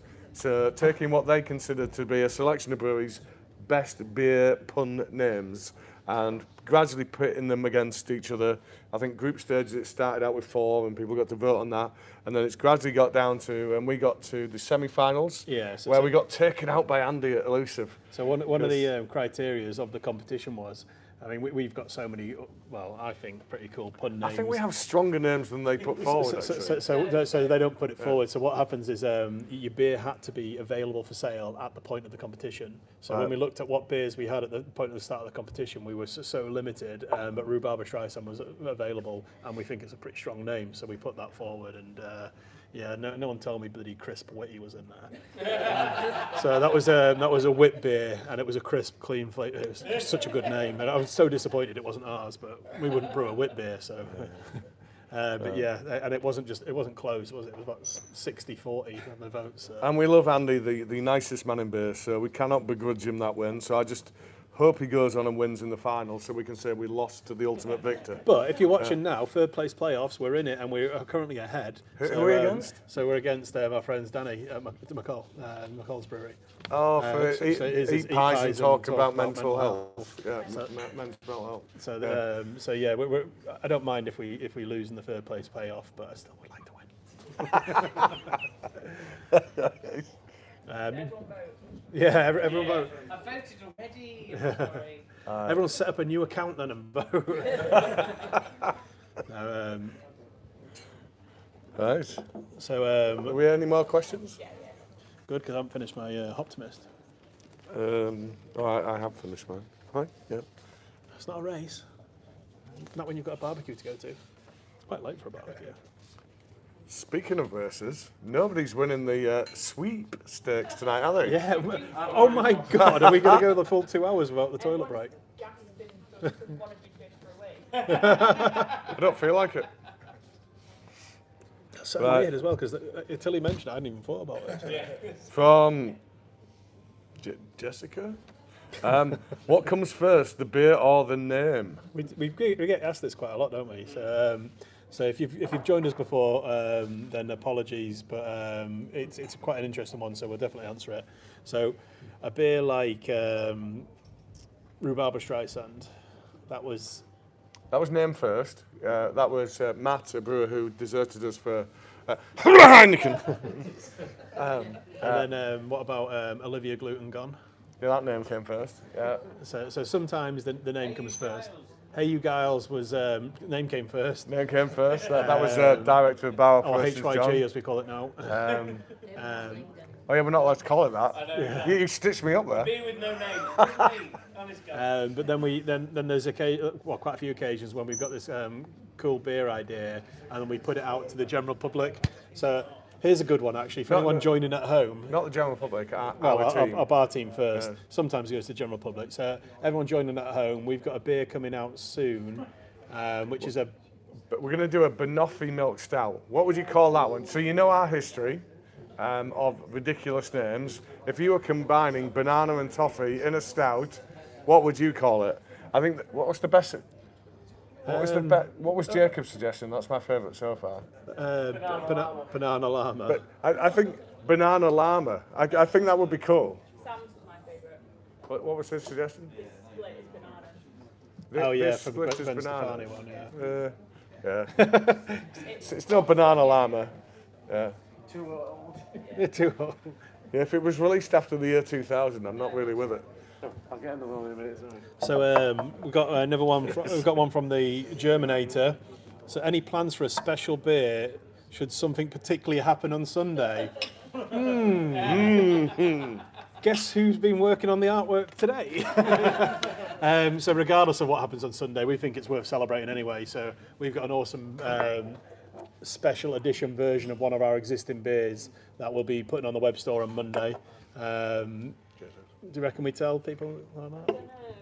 I feel like this is jinxing it. I feel like we don't do this. Yeah. So yeah, so check out social media on Sunday evening, and we'll tell you a little bit more about what the beer is. But yeah, we've got something that's going to be on the web store next week, and hopefully it's a 3 lines on your shirt. But hopefully it's not a finals beer. It's actually a champions beer, but we'll see. We shall see. So we've got one from Melissa. When looking at new hop varieties, do you need to taste the beer with it in, or can you just tell enough to try brewing with it based on aroma or specification? I wish I was that good. So no, unfortunately, there's a certain amount of the hop science that they don't understand, and just because a hop compound is high in a particular thing doesn't necessarily mean that is going to translate into the beer. So what you get on the rub, where rub is how you analyse hops. You put them in your hands, and what you're trying to extract is the oils and resins. So they're going to like present themselves more if they're a bit warmer, like we're trying to do with a stout like this. So you're going to put them in your hand, you're going to rub them like that, and you're going to give them a smell. And the smell and aroma that you get there is what you're hoping is going to come across in the beer. And some hops are better at doing that than others. And then when they like analyse these things through mass spectroscopy, they can see that that's got a lot of this kind of thing, that's got a lot of that kind of thing. But for whatever reason, having a lot of a particular thing doesn't necessarily mean it makes it into the final beer. There are things that have less of these things, but are really good at giving them over to the beer. So it's quite strange. They haven't got to the bottom of that one yet, unfortunately. I love reading about all the kind of hop science stuff, and they know some things do it better than others. They just don't really know why yet. Are we going to talk a little about this? I suppose we should. Let's really, save that question for the next one. So yeah, on to the fourth and final beer of the tasting. It's like I mentioned earlier, it's one of only 900 cans. So super limited edition. It's been sat in a port pipe, which is a weird looking. We should roll one round, shouldn't we? Show them all what it was. I don't think it'd fit through the door.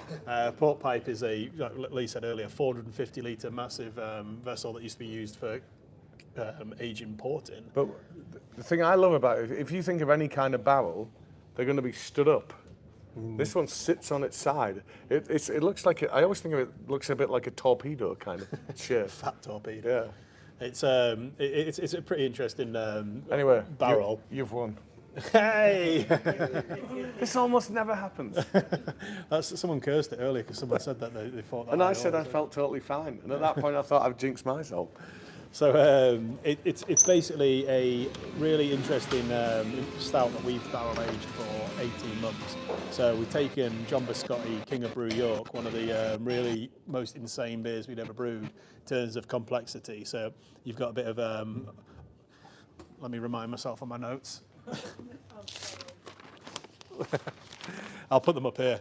I kind of get it from taste anyway, but orange is super forward on the nose on this beer in particular. So it's supposed to taste like a biscotti biscuit. So orange, almond, pistachio, hazelnut, and because it's us, it's tonka. So all sorts in there. So it was already a super complex beer. Something that we brought out quite a while back, and it was just when we did it, it was already at that next level of craziness for us. And then we said, well, what can we do to make this beer more enjoyable? Let's put it down in a barrel and let's age it for hopefully a year, and then we'll see how it develops, how the flavours improve. And then what type of barrel should we use? Because we use bourbon a lot, and bourbon works really well in certain styles of beer, but it can be quite overpowering sometimes when you put bourbon, lay things down in bourbon. So we use port, so this is quite unusual for us. So it's brought all sorts of complexity to the beer as well, to make it a complex beer even more complex. So I haven't actually drank that much of it besides when we did the canning the other day. But We've got a fan over here in front. have we? Front row. So have you got a can each? So really, really different type of beer. 12%. We have to, when we barrel age beers, we have to be really careful because the beer picks up some of the residual alcohol that was in there from the liquid in before. And because HMRC want us to pay tax on the strength of the beer, we've got to be careful that the beer doesn't pick up any of that extra ABV, extra strength, because then you have to pay more tax, and actually it puts us in a position where we potentially have to pay spirits duty. So we always have to monitor the strength and make sure that it doesn't go increase. And to do that, sometimes we have to liquor back the beer, and we don't want to water down an 18-month barrel-aged beer, so we usually have to liquor it back with another strong stout. Thankfully, we haven't had to do that on this beer, and we haven't had to do it recently, but it gives us a bit of a challenge because weirdly, you don't want the beer to increase. But I think one of the best ever beers we created resulted from that. So Empress Tom Coker was that the first beer we laid down in wood, actually? Yeah. So we did a 10.6% version of our Tom Coker, but we put it into 3 different types of bourbon barrel, Jack Daniel's and Buffalo Trace Wild Turkey. And by the time it came back out of barrel, they ranged between sort of like 12 and 14%. So they'd really picked up a lot of alcohol. So we had brewed another batch of Empress, wasn't it, at the time? Empress Tom Coker, which was great because over that year, it picked up the beautiful bourbon character, but the coconut character and the cacao character died away. So we were able to return the lovely kind of bourbon character, but then give it that uplift of the fresh coconut character by diluting it back with some of the new stuff. And ever since then, that's something I've always looked to do. I think the combination of the aged and the new, in much the same way as the Belgians do with the Gueuze, where they'll take a 3-year-old and a 1-year-old, I think, that makes for the most amazing beers. So has anyone in the audience or anyone at home managed to save a can of each of the beers that we've done so far? We have a few. 4 people. So what I didn't mention, for anyone who isn't aware, the State of Mind series was something we launched during lockdown, and we launched it with bourbon barrel aged cherry Tom Coker. No, it wasn't bourbon barrel aged. Sorry, it was cherry Tom Coker aged in red wine, which was super cool beer. It was 9 and a bit %, but the red wine really transformed the flavour. So if you've still got them all, they look so cool side by side.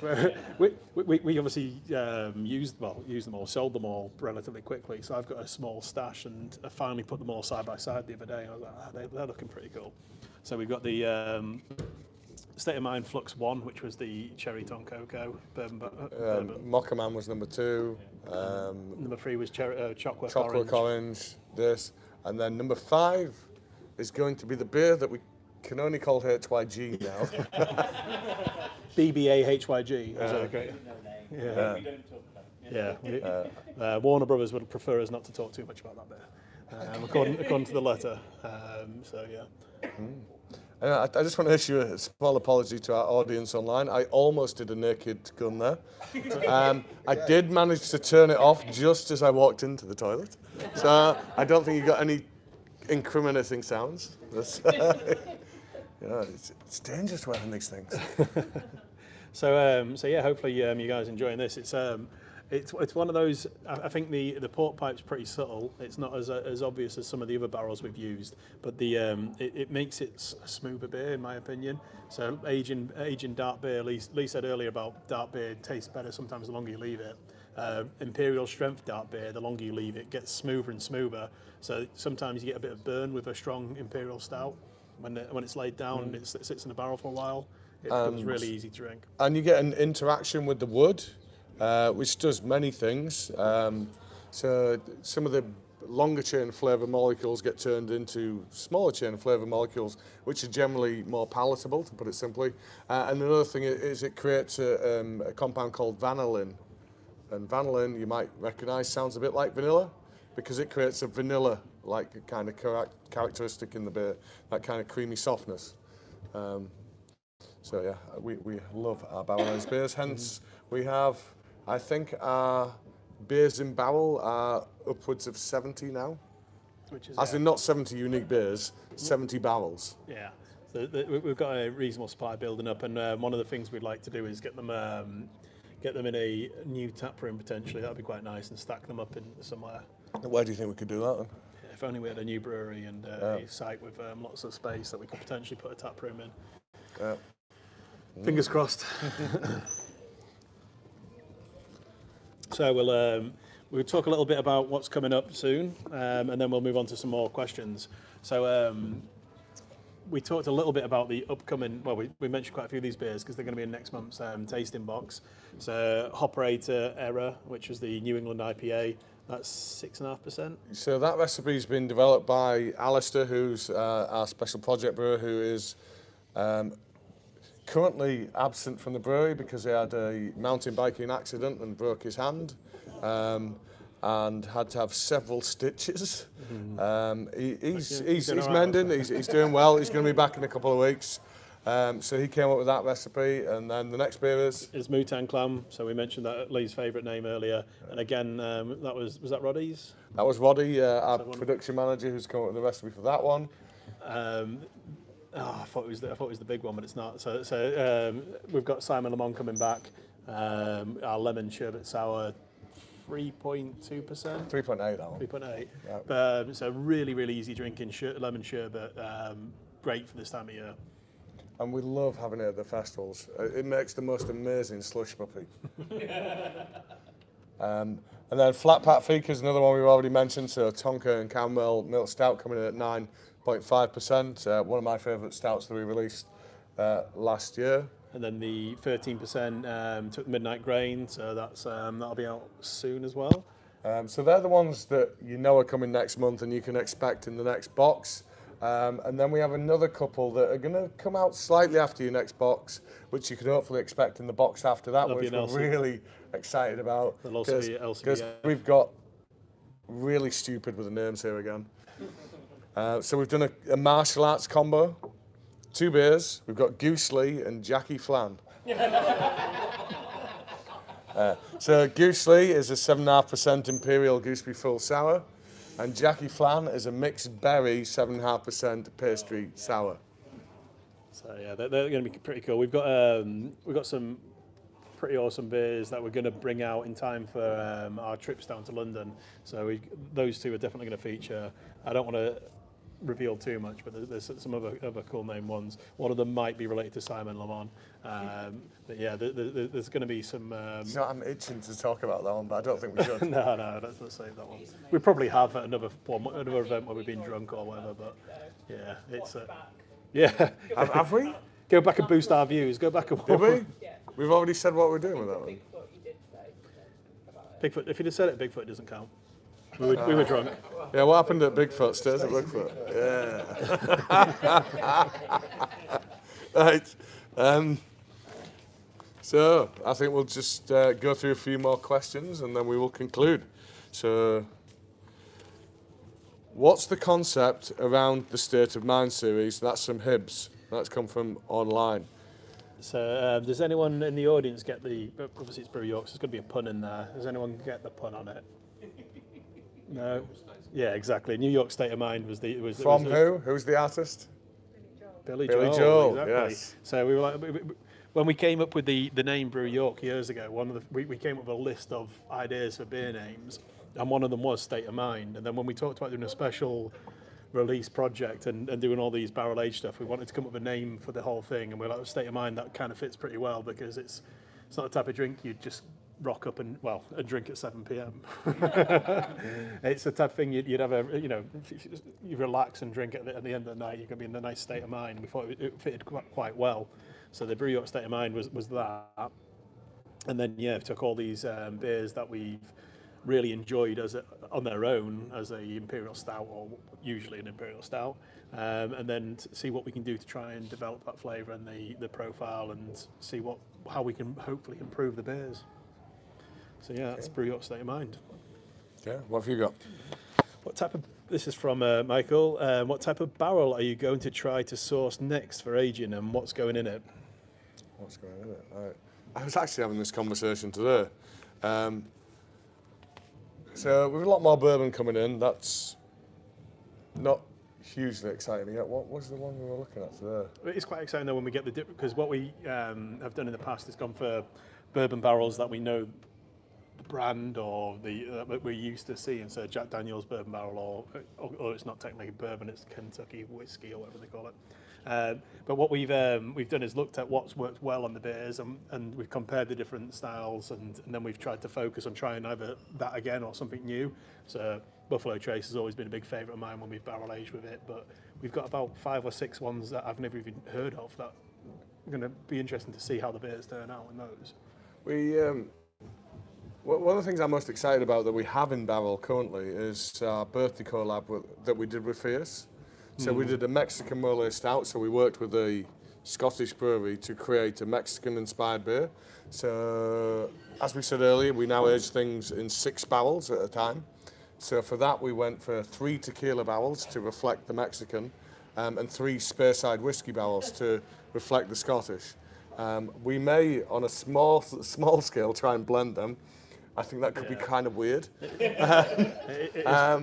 But we will more than likely release them as 2 separate beers, those particular ones. It is a funny one, that. So the beer itself, of the range, if you got to try all our birthday beers, was my favourite. Was one of my favourites in terms of what it did. It was a chili stout. So the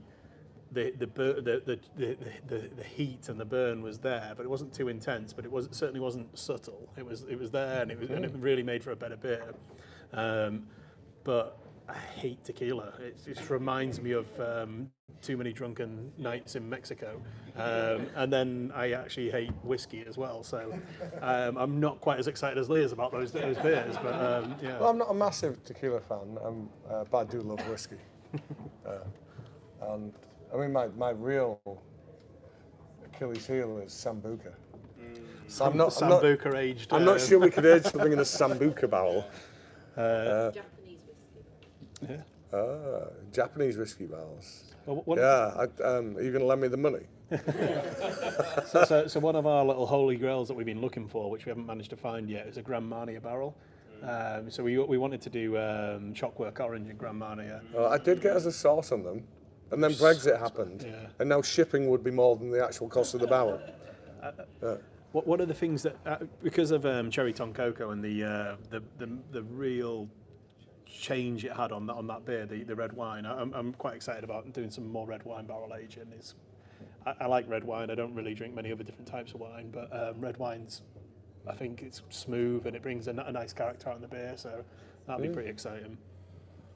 No, agreed. One of the best UK-produced barrel-aged beers I've had, and I think I've said this on this before, was Northern Monk Stranick that they did in a Pinot Noir barrel. I thought it was incredible. Absolutely beautiful beer. So that neatly leads on to Daniel's question from home, who said, what happens to the barrels after you've emptied them?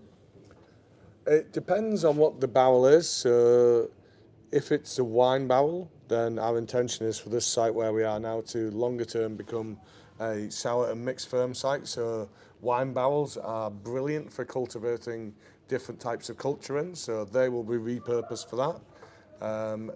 Bourbon ones, in theory, you can use them once or twice and you can still pick up reasonable bourbon character. If you're going to use them a second time, you need to do that for a longer contact time to get more of the flavour coming through. You can't really go beyond that.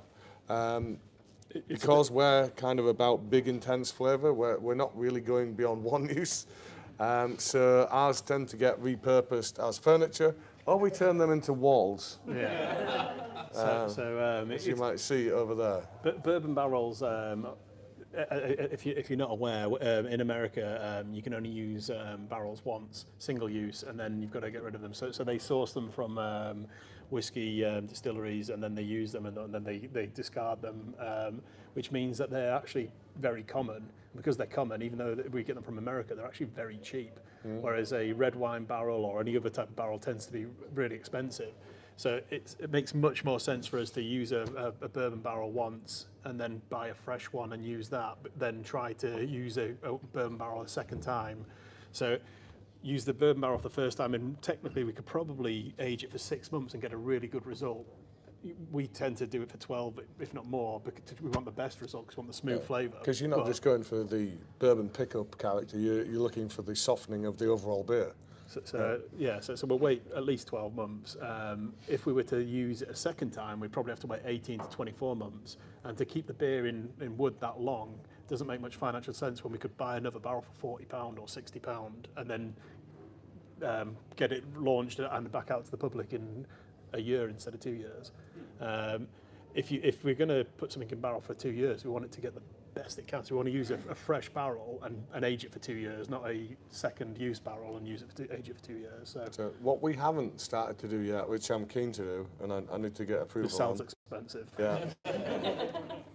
Is multiple barrel aging.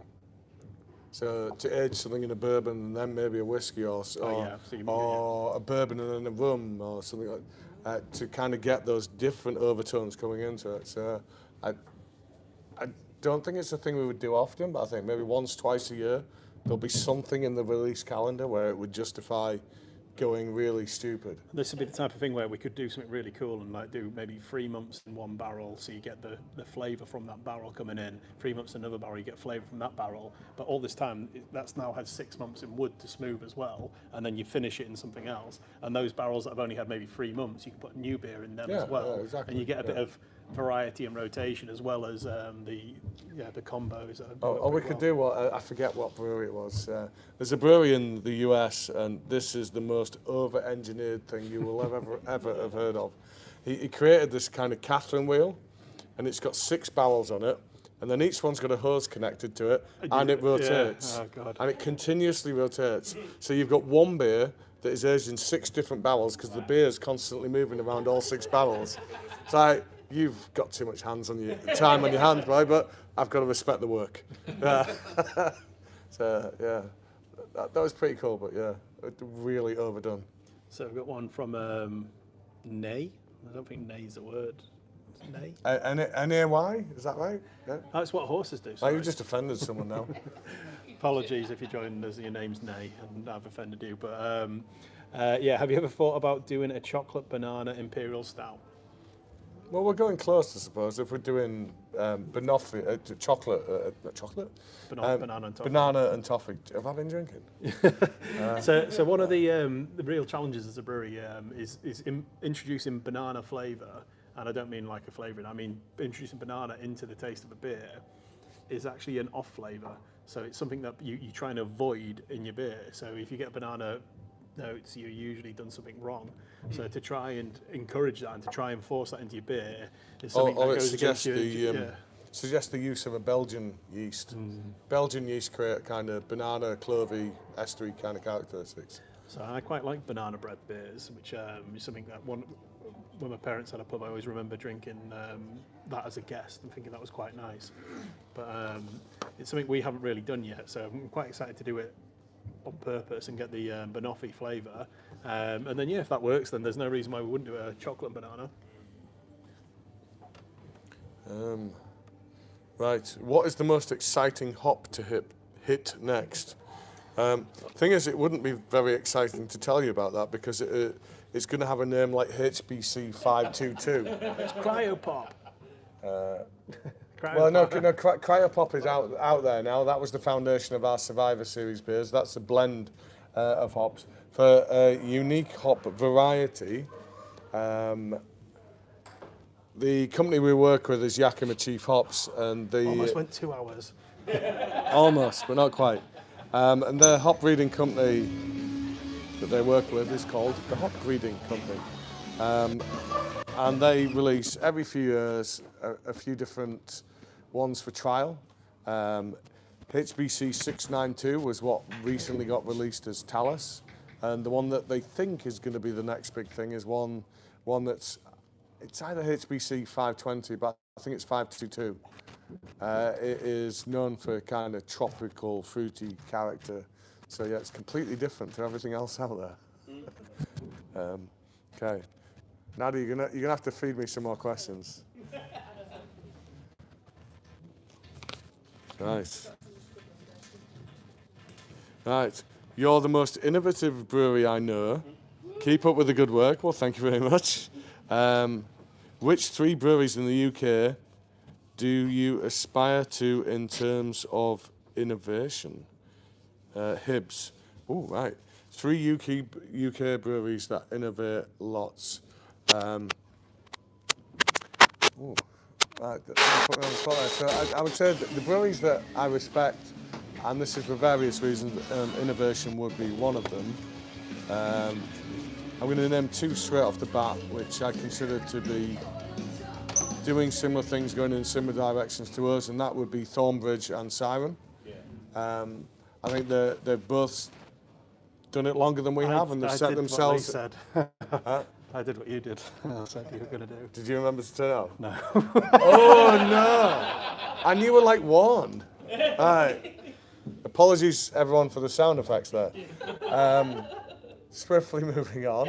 The question we've been asked is, well, we've been flattered by being told that we're one of the most innovative. You idiot. We're glossing over that. So we've just been told we're one of the most. Those is, but yeah. We've just been told we are one of the most innovative breweries in the UK. And which 3 breweries in the UK do we aspire to in terms of innovation? And I've said straight away, we love what Siren does. We love what Thornbridge does. I love, if I start with Thornbridge first, I love the balance they have been able to serve the traditional drinker with things like the Jaipur, etc., and then still being able to do all the modern stuff. Although they did do a hard seltzer. I'm not sure I could forgive them for that one. Yeah, they've got some awesome brewers there doing really creative stuff, and then the volume they must be doing on stuff like Jaipur and everything else to be able to still do interesting stuff is pretty impressive. But not for innovation. Siren, similarly, we respect for their diversity. Innovation, I love what Vault City do in terms of sours. Key lime pie, the Iron Brew one that they did, yeah.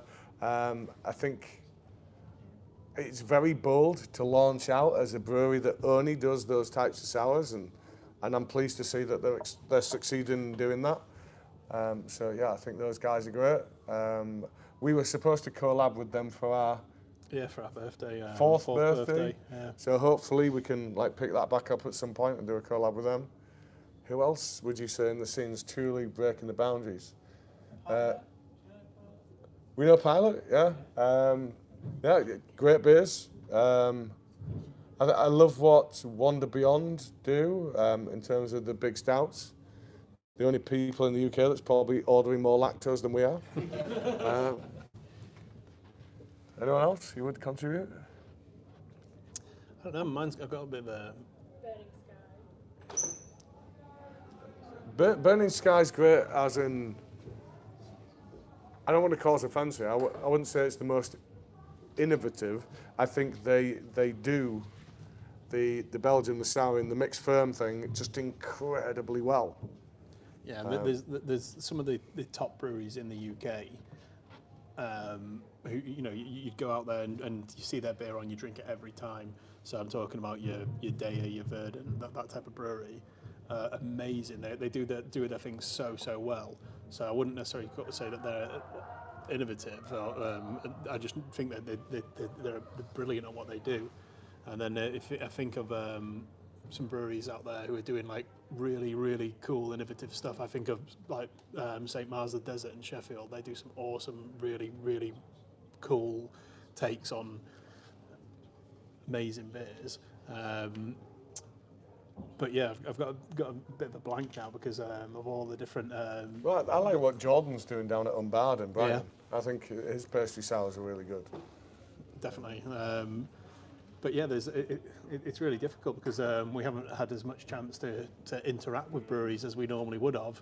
So unless we go to a bottle shop and then buy a load of beers from other breweries, which we don't do very often, or unless you're Lee and then you've got a cellar full of them that you keep ordering and then don't drink.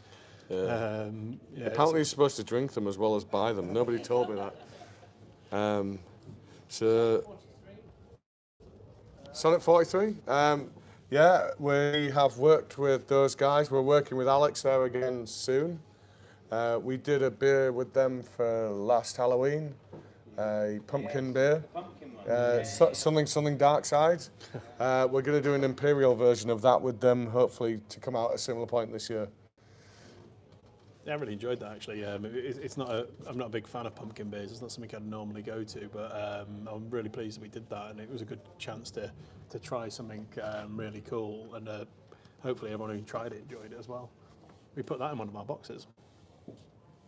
Good. Right, we have a couple left. What Brew York beer do you recommend to guarantee an England victory on Sunday? That's from Richard. 3 Looper Lions. You've got to drink 3 Looper Lions. Drink 3 Looper Lions.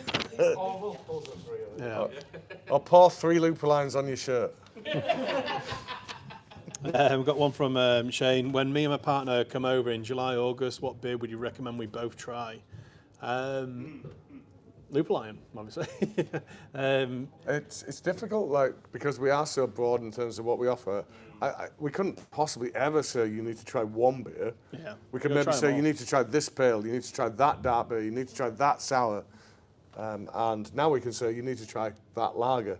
Yeah. And the range is always evolving, so there's always something exciting to get to drink.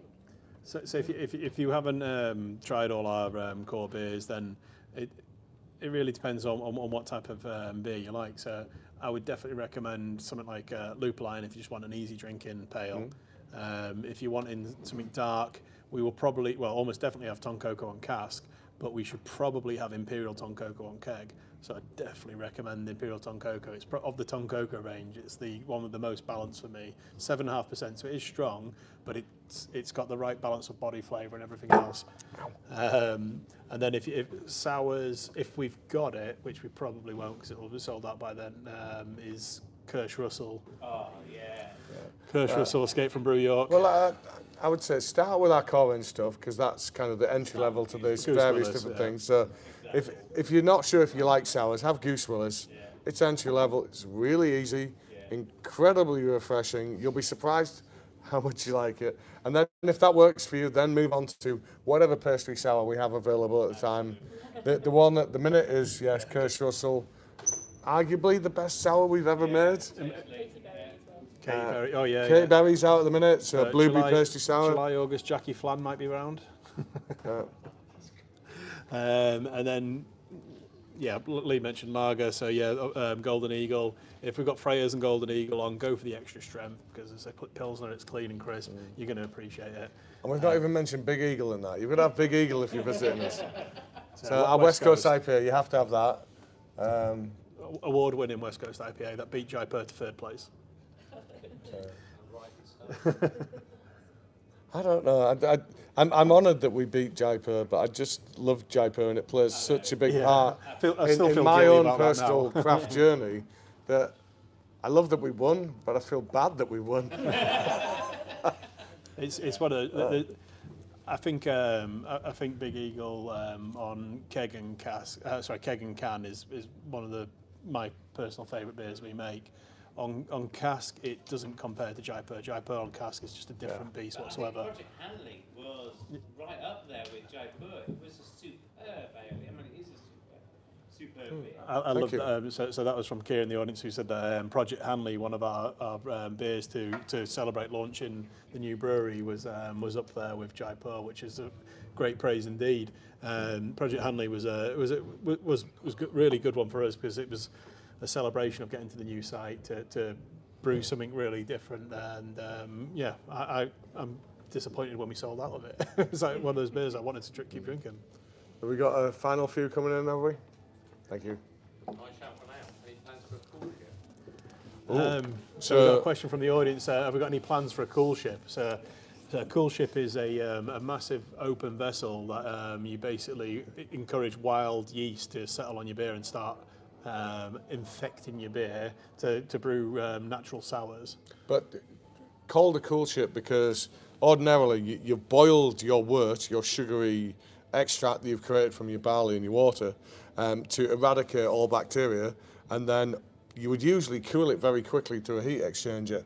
The alternative to that is to lay it out on something that presents huge surface area, so this big flat surface, a cool ship, and just expose it to the elements overnight and allow it to gradually cool. But as it's also cooling, all the natural fauna, the bacteria in the air is falling onto it. And then you don't then pitch any yeast. You just see what all of that bacteria does. And it's usually stuff that's not going to act as quickly as your standard yeast. And it's going to take 1 to 3 years to develop. And some of it's going to end up as drain pour. Some of it's going to be goddamn awful. But every once in a while, you get a bit of magic and you get something that's going to be incredible. So yeah, we would love to do that longer term. But it's like starting to go out and try and make whiskey. It's a big investment. You need to know what you're putting in. You need to know what you're going to get out. So we will probably do that. Yeah. Hard to say when. Yeah, if anyone remembers when Brewdog brought out their overworks, or they started working on their overworks project, they brought in a brewer from America who used to work for a brewery called Wicked Weed. He was their head brewer. He was basically Wicked Weed was an amazing sour brewery in America. They headhunted him, brought him across to Scotland, and he headed up their overworks project. And they spent a hell of a lot of money on this amazing facility where they had a cool ship. They had all these amazing barrels, fooders. It's a really, really cool facility. And it was labelled as their vanity project by themselves. They said it was their vanity project. And does anyone go out and drink Overworks beer? Now that's like years in of the massive, massive investment. It's. I think they've rebranded now. I don't even think it's called Overworks anymore, is it? Yeah. Have they? So yeah, it's a sign of. They've closed it all. It's one of those things where you can throw a lot of money at it and still not get what you want, and it is definitely something we would like to do. And this facility in the city centre is a great opportunity for us to do something cool like that on a very small scale. But for us at the moment, dark beers and barrel-aged dark beers is a much better route for us, and then we're going to start experimenting with these sours and the natural spontaneous fermentation beers at the same time, and then hopefully grow into that as opposed to going hell for leather and spending millions of pounds on this vanity project that might never come to anything. So yeah, we'd love to do it, but the timing thing is where we'll see, have to wait and see. Oh, this is a good question from the Germinator. What are both of your favourite beers so far this year? Is barrel-aged biscotti anywhere near? It is very good, actually. Yeah, I like it, but it's not anywhere near my favourite beers that we've done this year. It's a really cool beer, but it's so complex that it doesn't benefit as much as some of our other barrel-aged beers have. So I would happily drink this version over the standard John Biscotti. But if you go back to the last one, the Mocha Man. Chocolate coin. Oh, sorry, one before that, then the Mocha Man, and then the barrel aged Mocha Man. That was just like it really, really had a big impact on that. The bourbon barrel really helped that beer. I suppose certain beers are transformed more over time, and it depends on the strength of the flavours that you're trying to overlay. So with this, the flavours that we've overlaid are quite intense. So I don't think the wood and the port characters coming through as much as we might have liked. Whereas I think, going back to the Mocha Man, I think that the character of the barrel, the wood, really did come through.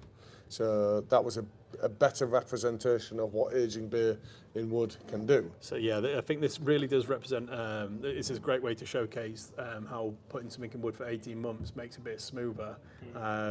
When you've got so much going on in the beer, it doesn't help demonstrate the flavour profile you're going to pick up from the wood. It just makes the taste and mouthfeel better, which isn't a bad thing. That beer was already super complicated, really, really cool beer, and now we've made it just much more enjoyable because you can then savour it and have the smooth journey at the same time.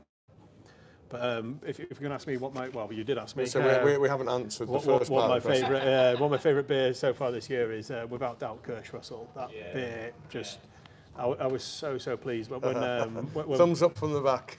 we went down. Several thumbs up from the back. we went down to do an event in Bristol. We were supposed to be at a beer festival. The beer festival got cancelled because of the COVID delay, and it was a battle of the breweries. So we had it was us, Siren, and Vocation, and before going into it, I was like, well, we'll probably win the dark. Siren will probably win the pale.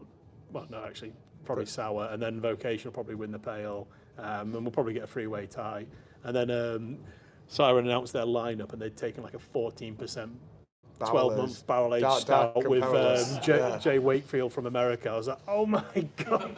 We lost that one then. We took HYG, or Hey You Guys, which is a great beer, but it's the barrel-aged version needs to be up against barrel-aged version beer because it's just not comparing like for like. So I was like, oh God, I'm a bit nervous now. And then the pale beer, we took Big Eagle, which again is a great beer, but it's a 6.5%, very, very bitter beer.